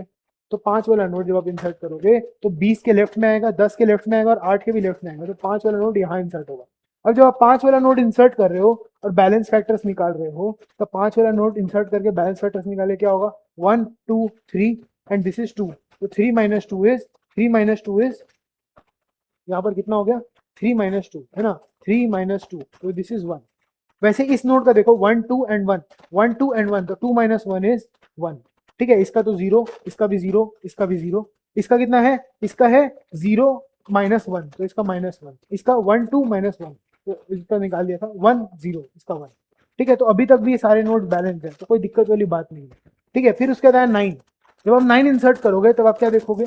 9 इंसर्ट करने के लिए 1 2, मतलब आप 15 से छोटा है 10 पे आए, 10 से छोटा है 9, 8 पे आए, 8 से बड़ा है तो 9 यहाँ इंसर्ट हो गया। 9 जब यहाँ इंसर्ट हुआ तो बैलेंस फैक्टर्स बदल गए। इसकी भी हाइट 0 हो गई एंड इसकी हाइट भी 0 हो गई, तो इधर पे 1 2 एंड इधर पे 1, तो 2 - 1 इसकी 1 है, इसकी भी सब सेम है, बाकी सब सेम है, क्योंकि हाइट में कुछ चेंजेस नहीं आएगा। फिर आए 11, 11 को कैसे इंसर्ट किया जाएगा? 11 को कैसे इंसर्ट किया जाएगा? ऑफकोर्स 15 से छोटा है ना, 10 से बड़ा है और 12 से छोटा है, तो यहाँ पर आ जाएगा 11, है ना। 11 यहाँ पर आ जाएगा। अब इसके वजह से हाइट में कुछ चेंजेस आए, चेक कर लेते हैं एक बार। तो कुछ चेंजेस तो आए नहीं मेरे ख्याल से। इधर पे कितनी हो गई हाइट? इधर पे बेसिकली मतलब ये 10 वाले नोड में 1 2 एंड इधर पे भी 1 2, लेफ्ट की हाइट कितनी है? 2, और इधर पे भी 2 है, तो it is coming out to be 2 - 2 which is 0। इसकी हाइट हो गई 0, और इसकी देखो 1 2 3 and it is 1 2, 3 - 2 is still 1, बाकी किसी की भी हाइट में कोई चेंजेस नहीं है। लास्ट नोड है 13, जब आप 13 को इंसर्ट करोगे तो फिर ये यहाँ पर इंसर्ट हो जाएगा 12 के राइट, है ना। मतलब 15 से छोटा है तो यहाँ आएगा, 10 से बड़ा है तो 12 पे गया, 12 से भी बड़ा है तो 13 पे आ गया, तो इसकी भी 0 हो गई, इसकी भी 0 हो गई, एंड 1 2 एंड 1 2, इसकी तो 0 ही थी पहले से, और इसकी भी जैसी थी वैसी रहेगी। तो ये हो गया इसका एक एवीएल ट्री। ये एवीएल ट्री जो है ये बैलेंस्ड है, सब में हमने एक एक करके इंसर्ट किया, ठीक है। मैं जो एग्जाम्पल दिखाने में इंटरेस्टेड हूँ और जो एक्सप्लेन करने में इंटरेस्टेड हूँ, ये वाला एग्जाम्पल है। ये वाला एकदम ध्यान से समझना, इसमें मैं बहुत धीरे धीरे एक्सप्लेन करूंगा, ठीक है। थोड़ा ज्यादा टाइम भी लग सकता है, बट स्टिल इसको हम एकदम एक एक स्टेप में देखेंगे। ये बहुत ही एक टिपिकल एग्जांपल है, बहुत ही अच्छा एग्जांपल है, इससे इंसर्शन पूरी की पूरी क्लियर हो जाएगी इस वाले एग्जांपल से, ठीक है। तो पहला नोट कौन सा है? 12, तो 12 तो आपने नॉर्मल इंसर्ट कर दिया, कोई दिक्कत वाली बात नहीं है। 12 को आपने नॉर्मली इंसर्ट कर दिया, कोई दिक्कत वाली बात नहीं है। सेकंड नोट जो है 90, 90 किधर जाएगा? 12 के राइट में जाएगा। इसको भी जब आपने इंसर्ट किया बैलेंस फैक्टर में कोई प्रॉब्लम नहीं आई, है ना। इसका बैलेंस फैक्टर -1 हो गया एंड इसका बैलेंस फैक्टर 0 है, तो अभी भी कोई प्रॉब्लम नहीं है, ठीक है। देन आपने जो नोड इंसर्ट किया वो है 18। जब आपने 18 को इंसर्ट किया तो आपको ये समझना होगा कि 18 को जैसे आपने इंसर्ट किया तो वो यहाँ पर इंसर्ट होगा 18, ठीक है। जैसे ही 18 यहाँ पर इंसर्ट हुआ, जैसे ही 18 यहाँ पर इंसर्ट हुआ तो बैलेंस फैक्टर्स चेंज हुए ना, तो हम बैलेंस फैक्टर्स को एक बार नोटिस कर लेते हैं, बैलेंस फैक्टर्स को एक बार कैलकुलेट कर लेते हैं। तो बैलेंस फैक्टर्स कितने हो गए? इसका बैलेंस फैक्टर हो गया 1 - 0, तो this comes out to be 1। इसका कितना हो गया? 0 - 2, this comes out to be -2, right, this comes out to be -2। तो हमने बैलेंस फैक्टर जब कैलकुलेट किए तो मेरे को समझ में आ गया कि एक वैलिड एवीएल ट्री नहीं है। लेकिन आपने ये स्ट्रक्चर कहीं पे देखा है? आपने जो ये वाला स्ट्रक्चर है ना, ऐसा वाला स्ट्रक्चर, ये कहीं पे देखा है? जो मैंने भी आपको एग्जांपल दिखाया था उसमें आपने इसको एल्बो वाले स्ट्रक्चर में देखा है। तो आप क्या करोगे? आप इसको बैलेंस करोगे, आप इसको बैलेंस करोगे। बैलेंस ये कैसे होता था? मेरे को याद है कि 18 को हम ऊपर ले जाते थे, 12 जो है वो 18 के लेफ्ट में आना चाहिए, है ना, और 90 जो है वो 18 के राइट में आना चाहिए। बस आपको इतना याद रखना है, एंड ये वाला स्ट्रक्चर बैलेंस हो गया, 18 तक इंसर्ट हो गया एंड 18 तक इंसर्ट होकर बैलेंस भी हो गया। अब हम चलेंगे नेक्स्ट पे। नेक्स्ट वाला जो है, नेक्स्ट वाला जो पॉइंट है उसमें हम क्या इंसर्ट करें? 75 को इंसर्ट करना है। तो 75 किधर इंसर्ट होगा? 18 के राइट में, 18 से बड़ा है 75, एंड 90 के लेफ्ट में, 90 के लेफ्ट में 75 इंसर्ट होगा। ठीक है, अभी हम देखते हैं इसके बैलेंस फैक्टर्स में कोई प्रॉब्लम तो नहीं है। इसके बैलेंस फैक्टर्स में 18 का बैलेंस फैक्टर कितना है 1, और इधर पे इधर -1 आ रहा है 1, और इधर पे 2, 1 -2 1 -2, इसका बैलेंस फैक्टर -1 आ रहा है। और इसका बैलेंस फैक्टर कितना आएगा 1 एंड 0, तो इसका बैलेंस फैक्टर 1 आएगा। इसका बैलेंस फैक्टर कितना आएगा 0, इसका कितना आएगा 0। तो अभी तक कोई बैलेंस फैक्टर्स में प्रॉब्लम नहीं है। अब हमने क्या किया, इंसर्ट 25 को इंसर्ट किया। 25 कहाँ इंसर्ट होगा, 25 इंसर्ट होगा 18 के राइट में, है ना। 18 से बड़ा है 25, तो 18 के राइट में इंसर्ट होगा। एंड 90 के कहाँ इंसर्ट होगा, 90 के लेफ्ट में इंसर्ट होगा क्योंकि 90 से छोटा है। एंड 75 के कहाँ इंसर्ट होगा, 75 के भी लेफ्ट में इंसर्ट होगा। तो 25 हमने यहाँ इंसर्ट कर दिया, है ना, 25 हमने यहाँ इंसर्ट कर दिया। अब हम देखेंगे बैलेंस फैक्टर्स में कुछ बदलावट आई है या नहीं। अब हम देखेंगे बैलेंस फैक्टर्स में कुछ बदलावट आई है या नहीं। ये हम कहाँ से देखते हुए जाएंगे, नीचे से देखते हुए जाएंगे ऊपर तक। ठीक है, नीचे से देखते हुए जाएंगे ऊपर तक कि बैलेंस फैक्टर्स में कोई बदलावट आई है या नहीं। ठीक है, तो इधर हो गया 1 -0, तो इसका बैलेंस फैक्टर 1 है, कोई दिक्कत नहीं है, बैलेंस है। इसका बैलेंस फैक्टर देखो 2 -0, तो 2 -0 कितना होता है, 2 होता है। 2 -0 कितना होता है, 2 होता है। तो ये एक अनबैलेंस्ड नोड है, 1 2, हाँ ठीक है, तो ये एक अनबैलेंस्ड नोड है। तो आपको जैसे ही पहला अनबैलेंस्ड नोड मिल जाए, जैसे ही आपको पहला अनबैलेंस्ड नोड मिल जाए, तो उस नोड से स्टार्ट करते हुए हमको उस नोड तक पहुंचना है जिसने उसको अनबैलेंस बनाया। ठीक है, मैं क्या कह रहा हूं कि जैसे ही आपको फर्स्ट अनबैलेंस्ड नोड मिल जाए, नीचे से जब आप जा रहे हो, जैसे ही आपको फर्स्ट अनबैलेंस्ड नोड मिल जाए, उस अनबैलेंस्ड नोड से आपको इस नोड की तरफ आना है जिसने इसको अनबैलेंस्ड बनाया। क्लियर है ये बात, जो अनबैलेंस्ड नोड मिला उससे नीचे आओगे जिसने इसको अनबैलेंस्ड बनाया। क्लियर हो रही है। तो इसको अनबैलेंस किसने बनाया, इसको अनबैलेंस बनाया इसने। देखो इसके लिए ना मैंने आपके लिए एक एल्गोरिदम भी लिखी है, इसके लिए मैंने एक एल्गोरिदम भी आपके लिए ऐड की है इंसर्शन वाली चीज के लिए। ठीक है, इंसर्शन ट्रेसिंग जब आप करने जाओ तो जो नॉर्मल आपका इंसर्शन होता है ना बीएसटी लॉजिक, वो आपको करते जाना है।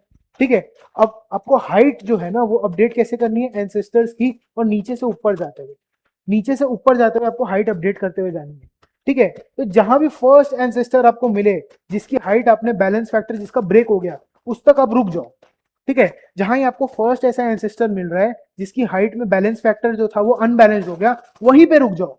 ठीक है, क्योंकि उससे पहले मतलब ये नोड के इंसर्ट करने पहले का जो ट्री था वो पूरा बैलेंस था। मैंने इस नोड को जब इंसर्ट किया इसकी वजह से बैलेंस फैक्टर हिल गया। कहां तक हिला होगा, जहां तक फर्स्ट बैलेंस फैक्टर चेंज हुआ वहां तक रुक जाओ। ठीक है, वहां तक रुक जाओ एंड वहां से उसको बैलेंस करो। ठीक है, determine rotation shape moving downward the part taking. मतलब क्या मैंने कहा, मैं इसका अगर एग्जांपल आपको बताना चाहूँ इसी के थ्रू, तो मैंने देखा कि जब मैं इसके एंसेस्टर्स पे जा रहा था, 25 का एंसेस्टर 75 है ना, 25 से पहले 75 है, तो 75 का बैलेंस फैक्टर चेक किया, ठीक था, कोई दिक्कत नहीं, और ऊपर गया। फिर मैं 90 के पास गया, 90 को मैंने पूछा क्या तुम्हारा बैलेंस फैक्टर बैलेंस्ड है, इसने बोला नहीं मेरा बैलेंस फैक्टर 2 है, जो कि बैलेंस नहीं है। 0 1 या -1 होता तो बैलेंस्ड होता, अभी फिलहाल मैं बैलेंस नहीं हूं। तो अब जब ये बैलेंस नहीं है तो फिर इसको बैलेंस करना पड़ेगा। करने के लिए मैं क्या करूंगा, मैं यहां से स्टार्ट करते हुए उस नोड तक जाऊंगा, मतलब ये वाला जो नोड था इसके वजह से अनबैलेंस हुआ ना, तो मैं इस तक आऊंगा। इस तक जब मैं आ रहा था तो मैंने देखा कि ये एक नॉर्मल वाला जो लेफ्ट जाते हुए जाता है वो वाला शेप बन रहा है। ठीक है, तो मैं अब इसको बैलेंस करूंगा, सिर्फ इसको ऐसे बैलेंस करते थे ना, इस टाइप की रोटेशन से इसको बैलेंस कर देते थे, तो क्या बनेगा, ये 18 जो था वो वैसे ही रहेगा, 12 जो था वो वैसा ही रहेगा।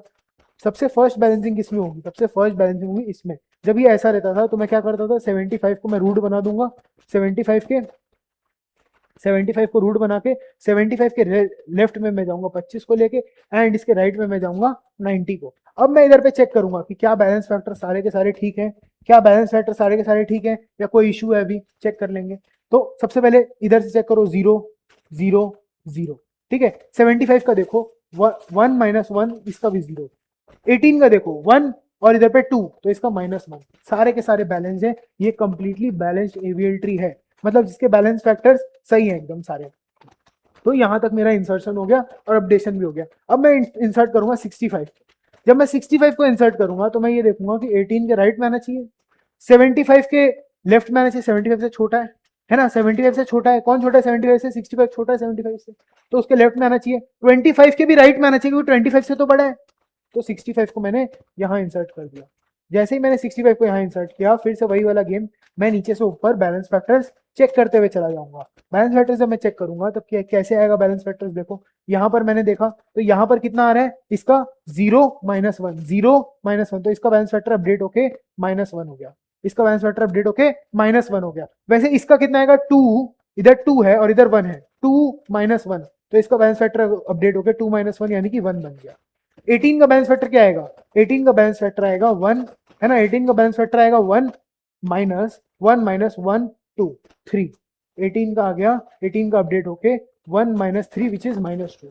अब ये 18 जो है ये हो गया अनबैलेंस्ड, है ना, बहुत ध्यान से देखना अभी जो मैं करने वाला हूँ। 18 जो है ये कैसा हो गया, ये हो गया अनबैलेंस्ड, है ना, 18 जो है ये अनबैलेंस्ड हो गया। अब मुझे एल्गोरिदम के हिसाब से करना क्या था, 18 से शुरू करके, 18 से, 18 वाला नोड फर्स्ट नोड है, एंसेस्ट्री में जा रहे हैं हम लोग, नीचे से ऊपर जा रहे हैं, तो 18 वो फर्स्ट नोड है जो कि अनबैलेंस मिला है, तो 18 से शुरू करके अब मुझे इस 65 तक पहुंचना है, ठीक है, 18 से शुरू करके मुझे 65 तक पहुंचना है। तो वो मैं कैसे करूंगा, ध्यान से देखना, तो मैं 18 से शुरू करना चाहता हूं और 65 तक आना चाहता हूं, तो मैंने 18 से पहले 75 तक गया, कोई दिक्कत नहीं, 75 से मैं 25 तक गया, ठीक है, क्योंकि 65 तक आने के लिए यही रास्ता है ना, ऐसे आना पड़ेगा, तो 18 से 75, 75 से 25। अब क्या मैं नीचे तक आऊंगा, 65 तक जाऊंगा, नहीं, 3 नोड्स मिल गए मुझे, 3 नोड्स मिल गए तो मैं यही रुक जाऊंगा और इन तीनों में ही अब रोटेशन करूंगा। बहुत इंपॉर्टेंट था ये, आपको जरूरी नहीं है कि जो नोड की वजह से हम अनबैलेंस हुए हैं उस नोड को इंक्लूड करना पड़े, ऐसा कोई जरूरी नहीं है, बट डायरेक्शन बहुत इंपॉर्टेंट है कि आप जिस नोड को इंसर्ट किया आपने वहां से आपको नीचे की तरफ आना है और नीचे की तरफ आते हुए आपको उस नोड के डायरेक्शन में आना है जिसके वजह से वो अनबैलेंस्ड हुआ, यानी कि 65। फर्स्ट नोड जो अनबैलेंस्ड आया था मेरे पास वो कौन था, 18 था, तो 18 से शुरू करके मुझे उस नोड तक जाना है जहां पर मेरे को फर्स्ट अनबैलेंसिंग मिली थी, बट जरूरी नहीं है कि उस नोड को इंक्लूड करना पड़े, जरूरी नहीं है। तो हम यहां तक पहुंच गए, अब हम इसमें ये 3 जो एलिमेंट्स थे ना इन पे हम नॉर्मल रोटेशन लगा देंगे, इन 3 एलिमेंट्स पे जो हमको रोटेशन आती थी वो रोटेशन लगा देंगे, यानी कि मैं 25 को यहां भेज दूंगा, ठीक है, 18 को 25 के लेफ्ट में भेज दूंगा, है ना, 18 को 25 के लेफ्ट में भेज दूंगा एंड 75 को 25 के राइट में भेज दूंगा। तो ये 3 एलिमेंट्स का काम हो गया। अब बाकी के एलिमेंट्स को मैं इस स्ट्रक्चर में इंसर्ट कर दूंगा बस। कैसे, 12 जो है वो 18 के लेफ्ट में है, 12 18 के लेफ्ट में, डायरेक्टली 18 के लेफ्ट में जो चीज है वो डायरेक्टली 18 के लेफ्ट में आ जाएगी, ठीक है। 90 जो था वो डायरेक्टली 75 के राइट में, तो वो डायरेक्टली 75 के राइट में आ जाएगा 90, ठीक है। बचा कौन, 65। अब 65 जो था वो 25 से कनेक्टेड था। अब 25 जो है, 25 तो खुद भाई यहाँ पर कनेक्टेड है दोनों से, बाइनरी ट्री में 2 ही चिल्ड्रन हो सकते हैं, तो ये तो खेला हो गया। तो इसके लिए हम क्या करेंगे, हम देखेंगे कि 25 के राइट में था ना, तो अभी भी 25 के राइट में ही कहीं आएगा। और इधर पे आप देखो 75 को भी हमने रोटेट किया ना, 75 के साथ भी हमने ऑपरेशन किया है, तो 75 के लेफ्ट में, तो यहां पर आप इंसर्ट कर दोगे 65। या अगर इतना दिमाग आपको नहीं लगाना है तो बेसिक तरीके से जैसे हम लोग इंसर्ट करते हैं एवीएल ट्री में, वैसे ही आप इंसर्ट करते हुए जाना। जैसे बाइनरी सर्च ट्री में करते हो, 65 कहाँ आना चाहिए, 25 के राइट में आना चाहिए एंड 75 के लेफ्ट में आना चाहिए, तो 25 के राइट में एंड 75 के लेफ्ट में आप जब पहुंचोगे तो आप खुद यहां पर पहुंच जाओगे, जो कि 65 है। सही है, ठीक है। अब इसका अगर आप बैलेंस फैक्टर्स हम सारा का सारा निकालें तो फिर बहुत ही सिंपल तरीके से, इसका 0, इसका 0, इसका 0, क्योंकि तीनों रूट में है, ठीक है। 75 का भी 0 क्योंकि 1 - 1, 18 का 1 - 0, तो it is coming out to be 1, 25 के लिए 1 2 और 1 2, तो इसका भी 0। क्लियर है, तो ये एक बैलेंस एवीएल ट्री बन रहा है। ये क्या बन रहा है, ये एक बैलेंस एवीएल ट्री बन रहा है, इसमें कोई दिक्कत वाली बात नहीं है। क्लियर हो गई ये बात। चलो अब हम नेक्स्ट नोड को इंसर्ट करते हैं, यानी कि 35 को इंसर्ट करते हैं। जब हम 35 को इंसर्ट करेंगे तो वही पैटर्न से इंसर्ट करेंगे जिससे कर रहे थे। 25 से बड़ा है, 25 से बड़ा है, 35 जो है वो 25 से बड़ा है, तो 25 के राइट में आएगा, ठीक है, 25 के राइट में आएगा, 25 के राइट में जाएंगे एंड 75 के लेफ्ट में एंड 65 के भी लेफ्ट में, तो 35 को यहाँ इंसर्ट होना चाहिए। जब 35 यहाँ इंसर्ट हुआ तो हम सारे बैलेंस फैक्टर्स को अपडेट करते हुए जाएंगे थ्रू नीचे से ऊपर, उसके एंसेस्टर्स पे जाएंगे, ठीक है। तो सबसे पहले 65 का बैलेंस फैक्टर अपडेट होगा, which is 1 - 0, it is coming out to be 1। 75 का बैलेंस फैक्टर अपडेट होगा, कैसे, 1 2 2 - 1, 2 - 1, ये हो गया +1। 25 का अपडेट होगा 1 2 - 1 2 3, इसका अपडेट होके 2 - 3 which is coming out to be -1। तो इसके सारे बैलेंस फैक्टर्स हमने अपडेट कर दिए और हमें कोई भी प्रॉब्लम नहीं हुई, तो इसीलिए ये अभी भी एक वैलिड एवीएल ट्री है आफ्टर इंसर्शन ऑफ 35। तो अब हम नेक्स्ट इंसर्ट करेंगे जो कि 55। जब 55 को इंसर्ट करोगे नॉर्मल एवीएल ट्री वाले मेथड में, तो 25 के राइट में आना चाहिए, है ना, 75 के लेफ्ट में आना चाहिए एंड 65 के भी लेफ्ट में आना चाहिए एंड 35 के राइट में आना चाहिए 50, तो 55 को, तो जब 35 के आप राइट में इंसर्ट करोगे 55 को, तो 55 को आना चाहिए आइडियली यहाँ पे, ठीक है। जब 55 आइडियली यहाँ पर आ रहा है तो अब एक बार बैलेंस फैक्टर्स निकालेंगे जब, तो क्या आएगा, इसका बैलेंस फैक्टर होगा left minus right, left minus right मतलब 0 -1, तो इसका -1 हो गया, है ना, 0 से अपडेट हो गया, इसका -1 हो गया। 65 का देखेंगे तो 2 और -0, तो इसका तो अपडेट होके क्या हो गया 2 - 0 which is coming out to be 2, तो ये फर्स्ट एंसेस्टर है जो कि अनबैलेंस्ड हो गया, है ना, ये 55 का फर्स्ट एंसेस्टर है जो अनबैलेंस्ड हो गया। तो अब हम क्या करेंगे, यहां से शुरू करते हुए 65 से शुरू करते हुए हम किस तक जाएंगे, 65 से शुरू करते हुए हम 55 तक आएंगे, क्योंकि ये फर्स्ट एंसेस्टर है जो कि अनबैलेंस था। तो यहां से जब शुरू करेंगे ऐसे, ठीक है, 35 को लेते हुए 55 तक आ जाएंगे। ये होगा हमको जो रोटेट करना है, ये होगा जो हमको रोटेट करना है, ठीक है। हाँ, तो अब हम बाकी चीज मिटाए थे, वो स्लाइड कॉपीड है। तो ये फर्स्ट ट्रांजिस्टर है जिसको हमको रोटेट करना है, तो इसको हम रोटेट करते हैं यहाँ पे, एक सेकेंड, 55 तक इंसर्ट हो जाएगा, ठीक है। तो अभी हमने 55 तक इंसर्ट कर दिया, ठीक है, सारे के सारे 55 तक इंसर्ट हो गए, ठीक है। तो ये फर्स्ट ट्रांजिस्टर है जो अनबैलेंस्ड हो गया था, इसकी वजह से अब यहाँ पर रोटेशन होगी, ठीक है। अभी हम इसको यहाँ पर रोटेट करते हैं, इसको यहाँ ले चलते हैं, ठीक है। अच्छा चलो इसको यही रहने दो यार, गड़बड़ हो जाएगी। तो अब हम इसको रोटेट करके देखते हैं कि क्या होता है। जब हम इसको रोटेट करेंगे तो बाकी की चीजों को तो हम जैसे लिखा था वैसे ही लिख देंगे, 25, ठीक है, 25 के लेफ्ट में 18, है ना, फिर उसके लेफ्ट में 12, इसको हम ऐसे ही लिख देंगे 25, 25 के लेफ्ट में 18, 18 के लेफ्ट में 12, ठीक है। और राइट में क्या है, राइट में 75, है ना, राइट में 75 जैसे था, और उसके राइट में 90 जैसे था, ठीक है। और 90 90 और यहाँ से लेफ्ट में अब हमको यहाँ पर रोटेशन करनी है, ये बन गई एल्बो वाली, है ना, ये बन गई एल्बो वाली। तो उसमें होता क्या था, उसमें हम 55 को यहाँ ले आते थे, है ना, मैंने आपको क्या बताया था, बस 55 को ऊपर ले जाओ 65 की जगह में, एंड बाकी जो बच गए उनको बिठा दो, उनको बिठा दो, 35 को यहाँ बिठाना होगा 55 के लेफ्ट में, एंड 65 को आपको बिठाना होगा 55 के राइट में, तो बाकी को आप बिठा दो, क्लियर है। अब आप इसका बैलेंस फैक्टर्स चेक करेंगे, अब जब हम इसका बैलेंस फैक्टर्स चेक करेंगे तो हमको क्या देखने को मिलेगा, इसका 0, इसका 0, इसका भी 0, है ना, इसका कितना है 1 - 1, इसका भी 0, इसका भी 0 है, तो इसका कितना आ गया 2 - 1, तो 2 - 1 कितना हो गया, 2 - 1 कितना हो गया, 2 - 1 1 हो गया, है ना, 2 - 1 1 हो गया। एंड इसका देखो 1 2 एंड 1 2 3, तो इसका -1 हो गया, इसका 1 हो गया। तो सारे के सारे बैलेंस फैक्टर्स अभी भी चेक पे, सारे के सारे बैलेंस फैक्टर्स अभी भी चेक पे, तो 55 इंसर्ट हो गया। अब इंसर्ट कौन होगा, अब इंसर्ट होगा 70, अब इंसर्ट होगा 70, 70 कहाँ इंसर्ट होगा, 70 कहाँ इंसर्ट होगा, 25 से राइट जाना होगा, 75 से लेफ्ट जाना होगा, है ना, क्योंकि 70 जो है 75 से छोटा है, 55 के राइट, 65 के राइट, 70 यहाँ इंसर्ट हो जाएगा, 70 यहाँ इंसर्ट हो जाएगा। अब जब 70 इंसर्ट हुआ, अब हमें फिर से बैलेंस फैक्टर्स नीचे से ऊपर कैलकुलेट करते हुए जाने हैं, जहां भी इशू दिखे वहीं से रुक के उसको बैलेंस करना, क्लियर।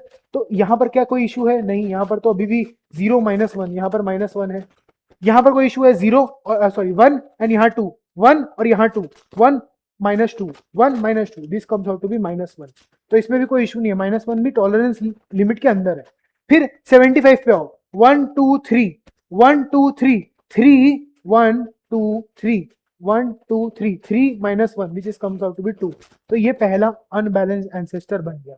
और हमें क्या करना था, अनबैलेंस्ड एंसेस्टर से होते हुए हमें जाना था उस नोड तक जिसके वजह से वो अनबैलेंस्ड हुआ है, बट 3 ही नोड लेने होंगे रास्ते में, ठीक है। तो ये 3 नोड अब हमको मिल गए। बहुत ही अच्छा क्वेश्चन है, इसमें हर स्टेप पे रोटेशन हो रहा है, थोड़ा लेंदी आई नो, बट इससे सारे के सारे रोटेशन वाले कॉन्सेप्ट, इंसर्शन के जितने भी कॉन्सेप्ट है सारे क्लियर हो जाएंगे।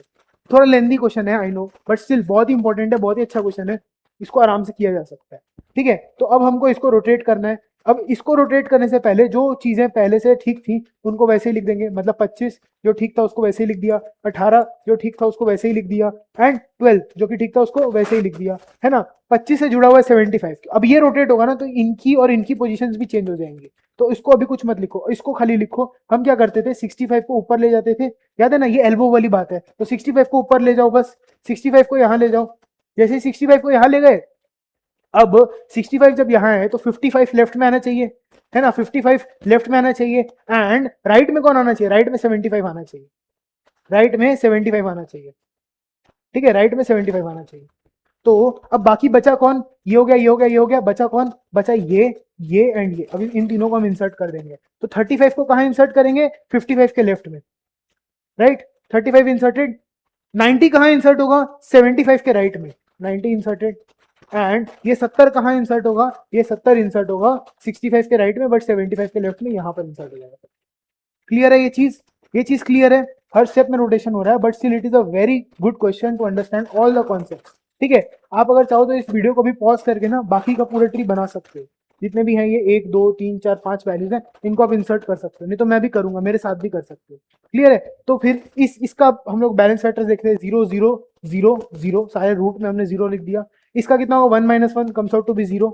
इसका कितना होगा? 1 - 0 it comes out to be +1। इसका 65 का कितना होगा? 1 2 - 2, 2 - 2 इज 0, इसका भी 0 हो गया। दिस वन 2 है ना, दिस वन 1 2 एंड 1 2 3, तो this comes out to be -1। 1 2 3, 3 ही है मैक्सिमम। ठीक है, 1 2 3 ले लो या 1 2 3 ले लो, 1 2 3 ले सकते हो या 1 2 3 भी ले सकते हो, सारे में ये 3 ही है। तो this comes out 2 - 3 which is -1, तो ये भी बैलेंस्ड हो गया। तो हमने 70 तक इंसर्ट कर लिया। अब हमको 85 को इंसर्ट करना है। अब जब हम 85 इंसर्ट करेंगे तो हमको देख के समझ में आ रहा है 85 यहाँ पर इंसर्ट होगा, 85 यहाँ पर इंसर्ट होगा। और अब इसकी वजह से बैलेंस फैक्टर जब आप देखोगे तो आप एक और बार ऑब्जर्व करोगे कि ये फिर से एक अनबैलेंस्ड वेरिएबल ट्री बन गया। कहाँ पर? देखते हैं, इधर पे तो ये नहीं रहा है ना, इधर पे तो ये वाला जो था ये अपडेट हो गया, यहाँ 0 हो गया, तो इसकी वजह से ये कितना हो गया? 1 - 0, तो ये 1 हो गया। And this comes out to be 0 - 2, तो ये -1 हो गया, राइट। अब इसको देखो 1 2, इसके 2 है यहाँ पर, और 1 2 3, तो ये भी -1 है, कोई दिक्कत नहीं है, -1 होने में कोई प्रॉब्लम नहीं है, -1 में कोई इशू नहीं है। अभी देखेंगे 25 के लिए। 25 में 1 2 है ना, 25 के लेफ्ट में कितने हैं? 2, एंड राइट में कितने हैं? 1 2 3 4, 4 हो गया, तो ये अपडेट होकर -2 हो गया, 2 - 4। तो फर्स्ट अनबैलेंस्ड नोड अब हमें कौन सा मिल रहा है? अब हमें जो फर्स्ट नोड था, रूट नोड था, वो हमें मिल रहा है as the first unbalanced node. बहुत ही मस्त क्वेश्चन है। अभी यहां से हमको कहां जाना है? यहां से हमको 85 की तरफ आना है, यहां से हमको 85 की तरफ आना है। बहुत कंफ्यूजन हो सकता है, लेकिन एकदम ध्यान से देखो। 25 से आपको कहां जाना होगा? 85 के लिए 25 से उसके राइट में जाना होगा, तो आप यहां आए, ठीक है, 65 पे आए। 65 से भी अभी इसके राइट में जाना होगा ना, है ना, ये रास्ता होगा ना 85 आने का, 75 के भी राइट में और फिर इसके लेफ्ट में, तो ये रास्ते से आप आओगे। तो ये आपने बॉक्स कर लिया। जब आपने ये बॉक्स कर लिया तो फिर अब आप क्या देख पाओगे? अब आप क्या देख पाओगे? बता देते हैं। अब आप इसको रोटेट करोगे, बस। ये कौन सा रोटेशन है? ये तो सिंगल जो नॉर्मल रोटेशन था, है ना, ये वाला जो नॉर्मल रोटेशन था, आप इसको ऐसे रोटेट करते थे हम लोग, है ना। तो 65 कहाँ जाता था? 65 इसके सेंटर में आ जाता था, एंड 25 उसके लेफ्ट में, एंड 75 उसके राइट में। इधर तक सारी पॉइंट्स क्लियर है? 75 उसके राइट में, इधर तक सारे के सारे पॉइंट्स क्लियर है? तो फिर अब 18 एंड 12 ये दोनों इसके लेफ्ट में आएंगे, 18 एंड 12 अब इसके लेफ्ट में आएंगे।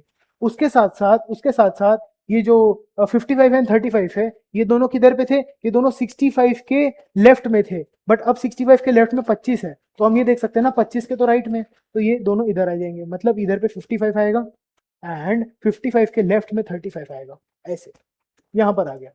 क्लियर है इतना पॉइंट? एंड अब हम देख रहे हैं 70 किधर है? 75 के लेफ्ट पे, तो यहाँ आ गया 70। क्लियर है? और बाकी बचा कौन? 90 एंड 85, तो यहाँ आ गया 90 एंड उसके लेफ्ट में आ गया 85। ये बन गया हमारा अपडेटेड ट्री अभी तक के इंसर्शंस के बाद। तो अभी तक के इंसर्शंस के बाद ये अपडेटेड ट्री है। इसकी हाइट्स निकाल लेंगे बॉटम टू अप, इसकी हाइट निकाल लेंगे बॉटम टू अप। ये सारे नोड्स हो गए 0, है ना, ये सारे नोड्स हो गए, ये सारे नोड्स हो गए 0 0 0, है ना। तो अब देखो इसमें लेफ्ट माइनस राइट होता है, लेफ्ट माइनस राइट होता है, तो this comes out to be 1, है ना। इसमें देखो 1 - 2, 1 - 2, this comes out to be -1। अभी ये वाला देखो 0 0, मतलब sorry 1 - 0, this comes out to be 1। इसमें देखो 1 - 0, this comes out to be 1। इसमें देखो 1 2, 2 - 2, this comes out to be 0। ठीक है, 65 के केस में देखो ये सबसे इंपॉर्टेंट रहता है, रूट नोड हमेशा सबसे इंपॉर्टेंट रहता है। तो देखो 1 2 एंड 3, और इसके लिए 1 2 and 3, 3 - 3 comes out to be 0। तो ये एक परफेक्टली बैलेंस्ड एवीएल ट्री बन गया हमारा। क्लियर है? अब इसके बाद हम इंसर्ट करेंगे 85 को। जब 85 को इंसर्ट करोगे तो काफी अच्छा, 85 तो इंसर्ट हो चुका था यहाँ पर, ठीक है। 85 के इंसर्शन के बाद अब हम 95 इंसर्ट करेंगे, तो हम 95 को डायरेक्टली यहाँ इंसर्ट कर देता हूँ मैं, ठीक है। 95 को डायरेक्टली 90 के राइट में इंसर्ट कर देता हूँ, यहाँ से बड़ा, यहाँ से बड़ा, यहाँ से बड़ा। अब इसके इंसर्शन से क्या कोई दिक्कत आई? क्या कोई दिक्कत आई? बॉटम टू अप चले जाओ, ये 0 हो गया, ठीक है। और ये कितना है? This is 1 - 2, this is still -1, this is 1 2 3 3 minus 3, this is still okay. इधर तो कुछ चेक ही नहीं करना होगा क्योंकि इधर पे राइट में इंसर्ट हुआ तो लेफ्ट में क्यों चेक करेंगे। तो ये 95 के इंसर्ट से कोई रोटेशन नहीं लकीली। ठीक है, अब हम देखेंगे 45। जब हम 45 को इंसर्ट करेंगे तब क्या होगा कि 65 के लेफ्ट में जाना पड़ेगा, 25 के राइट में जाना पड़ेगा, एंड 45 है तो इसके भी लेफ्ट में जाना पड़ेगा यहाँ पर। ठीक है, तो अब 45 जब हमने इंसर्ट किया तो हाइट अपडेट होंगी, बॉटम टू अप चेक करते हुए जाएंगे इसके एंसेस्टर्स को। तो 45 की हाइट हो गई 0, 35 की हाइट हो गई 1, है ना, 0 सॉरी 1 माइनस 0, 1 माइनस 0 इसकी हाइट हो गई 1। 55 को देखो 2 माइनस 0 तो इसकी हाइट कितनी हो गई, इसकी हाइट हो गई 2। तो ये फर्स्ट अनबैलेंस्ड नोड हमें मिल गया। तो अब हम क्या करेंगे, यहां से जाएंगे फिर 45 की तरफ, ये हो गया हमारा बॉक्स। ठीक है, इसको रोटेट करना होगा मुझे, बाकी पूरा तो सेम रहेगा। बाकी पूरा क्या रहेगा, 65, 65 के लेफ्ट में 25, है ना, 25 के लेफ्ट में 18, 18 के लेफ्ट में 12, ये तो पूरा का पूरा सेम रहेगा जैसे था। 25 के राइट में क्या होगा, ये 35 बीच में चला जाएगा, 35 बीच में चला जाएगा, ये वाली रोटेशन होती है ना, 35 बीच में। ओहो शिट, हमसे एक छोटी सी गड़बड़ हो गई कि 45 जो था ना वो एक्चुअली में यहाँ आना चाहिए। ठीक है, बात सेम रहेगी, मतलब वो जो कॉस्ट थी ना वो सेम आएगी, बट 45 यहाँ पर रहना चाहिए। ठीक है, रोटेशन कुछ ऐसी होनी चाहिए थी अगर हम ऐसे देखें तो, है ना, क्योंकि 2 माइनस 0, 2 माइनस 0 अभी भी ये 2 रहेगा, बट इसका जो है ना बैलेंस ये हो गया -1। 45 की मैंने पोजीशन गलत लिख दी थी, बट स्टिल ठीक है, यही बॉक्स बनेगा, लकीली यही बॉक्स बनेगा, लकीली यही बॉक्स बनेगा, ये वाला। क्लियर है, तो 45 की पोजीशन हमने वैसी लिखी थी ना, तो इसीलिए थोड़ा सा गड़बड़ हो गया। तो 45 को बीच में आना पड़ेगा, है ना, 45 को यहाँ आना पड़ेगा, 45 के लेफ्ट में 35 को आना पड़ेगा, एंड 45 के राइट में 55 को आना पड़ेगा।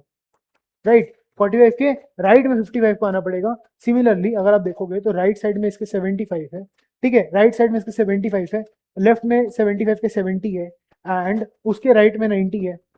बाकी सब सेम है जैसे था, इधर 85 एंड इधर पे 95, बाकी सब जैसे था वैसे ही रहेगा, बाकी सब जैसे था वैसे ही रहेगा। एंड ये वाला अब एक बैलेंस एवीएल ट्री बनेगा, अब ये एक बैलेंस एवीएल ट्री बनेगा। आप चाहो तो इसको चेक कर लेना। अब हम 8 को इंसर्ट करते हैं, देखते हैं 8 को इंसर्ट करने से क्या होगा। क्लियरली हमको समझ में आ रहा है 8 यहाँ पर इंसर्ट हो जाएगा। अब 8 के इंसर्ट करने से कहाँ पर सबसे पहले इशू आया है, 8 को इंसर्ट करने से, ये 12 तो ठीक है, ये 8 में, ये 18 में सबसे बड़ा इशू आ गया, तो यहाँ पर हम इसको पकड़ेंगे और इन तीनों के हिसाब से रोटेशन करेंगे। ठीक है, बहुत ही बढ़िया क्वेश्चन है ये, पेशेंस के साथ इसको सॉल्व करना प्लीज।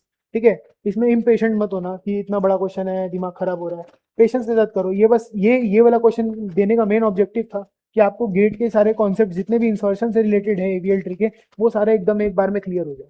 ठीक है, इसीलिए ये वीडियो का लेंथ भी थोड़ा सा बढ़ जाएगा, बट स्टिल नो इश्यूज।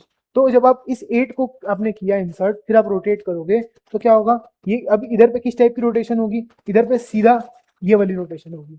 ठीक है, इधर पे सीधा ये लेफ्ट वाली रोटेशन होगी। अगर मैं इस डायग्राम को कॉपी कर लूँ, ठीक है, अगर मैं इस कॉपी नहीं होगा शायद, ठीक है, कोई बात नहीं, जल्दी जल्दी बना लेते हैं। अच्छा, इसी में अपडेट कर दिया जाए क्या, इसी में अपडेट कर देता हूँ, इसी में अपडेट कर देता हूँ। जब जब हम इसको वो करेंगे ना, तो 12 था, 8 था और 18 था ना, ये बस क्या नोट्स थे, 18, 12 और 8, ये 3 नोट्स थे, राइट। तो अगर हम इसको अपडेट करके लिख देंगे पे, कैसा बनेगा, कैसा बनेगा, ये बनेगा। सबसे पहले यहाँ पर आएगा क्या, 12, है ना, 12 के लेफ्ट में आएगा 8 एंड राइट में आएगा 18, ऐसा कुछ बनेगा। अच्छा, जो पुराना वाला प्रॉब्लम वाला है ना वो पिछले स्लाइड में है, ऐसा मत समझना वो चला गया, वो यहाँ पर आपको पिछले स्लाइड में मिल जाएगा। जो पुराना प्रॉब्लमेटिक वाला जो चीज़ था वो आपको यहाँ पर पिछले स्लाइड में मिल जाएगा, ये वाली जो प्रॉब्लम थी। ठीक है, ये यही वाली प्रॉब्लम आ रही थी ना, तो ये मैंने मार्क करके रखी है पिछले स्लाइड में, तो ये आपको मिल जाएगी। क्लियर है, तो नेक्स्ट स्लाइड में आप जब जाओगे तो आपको ये देखने को मिला, है ना, 12, 8 एंड 18। इसके बाद जब हमने इंसर्ट किया, इसके बाद जब हम इंसर्ट करेंगे कौन सा नोट, 60, लास्ट नोट बचा है, तो 60 किधर आएगा, 65 के लेफ्ट में। ठीक है, 65 के लेफ्ट में 25 से बड़ा है, 45 से भी बड़ा है, 55 से भी बड़ा है, तो 60 यहाँ आएगा। अब देखो, अब जब 60 मैंने इंसर्ट किया, जब मैंने 60 को इंसर्ट किया, तब मैं देखना चाहता हूँ कि क्या अभी भी ये पूरा बैलेंस है या अभी कुछ अनबैलेंस चीज बाकी है इसमें। देखो, सबसे पहले हम लोग नीचे से ऊपर जाते हैं, तो ये 0 है, ये 0 है, ये 0 है, ये 0 है, ये 0 है, ये भी 0 है। ये कितना है, 1 माइनस 0, 1 सॉरी 0 माइनस 1, तो ये -1 है। ये कितना है, 1 माइनस 2, तो ये -1 है, कोई दिक्कत नहीं है। 1 माइनस 2, ये -1 आ गया। इसमें 1 2 है ना, 2 माइनस 3, ये भी -1 है, चलेगा। ठीक है, इसमें भी देख लो, ये 0 ही होगा, है ना। तो ये ये भी चल गया। अब इसके बाद हम लोग ये वाले राइट ट्री से भी देखते हुए जा सकते हैं, बट स्टिल हम लोग सीधा रूट देखते हैं। ठीक है, तो रूट में क्या होगा, 1 2 3 4, 4 हो गया मैक्सिमम हाइट, तो 4 minus 1 2 3 3 which is equal to 1, तो ये भी चलेगा। अच्छा, इसका चेक करने का जरूरत है क्या, राइट सब ट्री का चेक करने का जरूरत है? ठीक है, no need to check right subtree. क्यों नहीं चेक करना है भाई राइट सब ट्री, क्यों नहीं चेक करना है राइट सब ट्री? क्योंकि राइट सब ट्री में आपने कुछ चेंजेस ही नहीं किए, चेंजेस तो लेफ्ट सब ट्री में हुए हैं ना, तो लेफ्ट सब ट्री से चेक करते हुए जब आप चले गए तो फिर अगर कोई प्रॉब्लम नहीं आई तो राइट सब ट्री में तो कोई प्रॉब्लम आने ही नहीं वाली है। क्लियर है ये पॉइंट? तो इसका ये फाइनल आंसर, इसका जो फाइनल ट्री दिखेगा वो कुछ ऐसा दिखेगा। ठीक है, आपसे एग्जाम में इस चीज से रिलेटेड बहुत सारे क्वेश्चन पूछ सकते हैं। क्या पूछ सकते हैं, मैक्स हाइट। ठीक है, मैक्स हाइट पूछ सकते हैं कि max height of the final AVL tree, ये पूछ सकते हैं। वैसे इतना बड़ा नहीं देंगे, इतना बड़ा नहीं देंगे ऑफ कोर्स, ये करवाने में वो 30 मिनट्स लग गए होंगे शायद एक्सप्लेन करते हुए, बट स्टिल इतना बड़ा वो लोग नहीं देंगे, छोटा दे सकते हैं। मैक्स हाइट पूछ सकते हैं, मैक्स डेप्थ पूछ सकते हैं आपसे। ठीक है, मैक्स डेप्थ पूछ सकते हैं आपसे। ठीक है, ये पूछ सकते हैं कि एंसेस्टर, ठीक है, ये पूछ सकते हैं एंसेस्टर ऑफ 60 कौन है ना, एंसेस्टर ऑफ 18 पूछ सकते हैं। ऐसा कुछ क्वेश्चन पूछ सकते हैं आपसे एग्जाम के अंदर। ठीक है, क्लियर है? मतलब एवियल ट्री बना के आपको दिखाना नहीं होगा वहां पर एग्जाम में, आपसे क्वेश्चंस ऐसे पूछे जाएंगे कि ये एवियल ट्री जो हमने बनाया इसमें 18 का एंसेस्टर कौन है, 18 का एंसेस्टर कौन है? ठीक है, तो आपको लिखना होगा 12, 18 का एंसेस्टर 12 है। ठीक है, फिर आपसे पूछ सकते हैं 55 का एंसेस्टर कौन है या 70 का एंसेस्टर कौन है। ठीक है, तो ये इसके लिए आपको एवियल ट्री बनाना ही पड़ेगा। जब तक आप एवियल ट्री नहीं बनाओगे ना, तब तक आप ये वाला क्वेश्चन सॉल्व नहीं कर पाओगे। क्लियर है? तो ये सब क्वेश्चन आपसे जो है एग्जाम में सबसे ज्यादा पूछे जा सकते हैं। तो इधर से हमने जो कॉन्सेप्ट क्लियर कर लिया वो था इंसर्शन इन एवियल ट्री का कॉन्सेप्ट हमने पूरा सही तरीके से समझ लिया। ये एक एल्गोरिदम है जो हम फॉलो करते हैं, ये इसको आप एक नोट्स की तरह भी ले सकते हो, बहुत ही बढ़िया नोट्स इससे आप बना सकते हो अपने। ठीक है, कि जैसे ही जो फर्स्ट अनबैलेंस नोड आपको दिखे उससे आपको ऊपर की तरफ प्रोपोगेट करते हुए जाना है।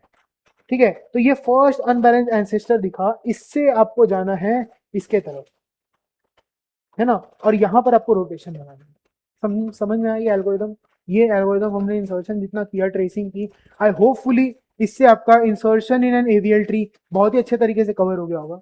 अब नेक्स्ट लेक्चर जो हम लोग लेंगे इसी वन शॉट का पार्ट 2 जब आएगा, ठीक है, ये एक पार्ट में रिकॉर्ड करने में बहुत ज्यादा लंबा हो जाएगा, इसीलिए मैं इसको 2 पार्ट्स में ब्रेक कर रहा हूँ। तो सेकंड पार्ट में हम लोग बेसिकली डिलीशन सीखेंगे। ठीक है, डिलीशन के लिए भी मैंने एक बहुत मस्त एल्गोरिदम बनाई है। ठीक है, तो डिलीशन हम लोग सीखेंगे, ये थोड़ा सा डिलीशन इज मोर टिपिकल। ठीक है, डिलीशन जो है ना वो थोड़ा ज्यादा टिपिकल है, इंसर्शन फिर भी स्ट्रेट फॉरवर्ड है, डिलीशन थोड़ा टिपिकल है। मतलब टिपिकल इन द सेंस आपको समझ में आ जाएगा जब हम लोग नेक्स्ट क्लास में सीखेंगे, तो उसमें 2-3 चीजें दिमाग में रखने वाली है। तो डिलीशन हम लोग सीखेंगे और फिर हम लोग देखेंगे कि टाइम कॉम्प्लेक्सिटी कैसी होती है। ठीक है, कि टाइम कॉम्प्लेक्सिटी कैसी होती है, डिलीशन के कुछ एग्जांपल्स कर लेंगे एंड उसके बाद में हम लोग ये देखेंगे कि हम लोग बेसिकली टाइम कॉम्प्लेक्सिटी जब निकालते हैं तो फिर कैसी होती है। ठीक है, और अगर आपको दिया हुआ है कि एक एवियल ट्री है उसमें मैक्सिमम कितने नोड्स हो सकते हैं, एक हाइट में मिनिमम कितने हो सकते हैं, वो सारे क्वेश्चंस हम लोग देखेंगे नेक्स्ट क्लास में, वो सारे कॉन्सेप्ट्स हम लोग नेक्स्ट लेक्चर में कवर करेंगे। ठीक है।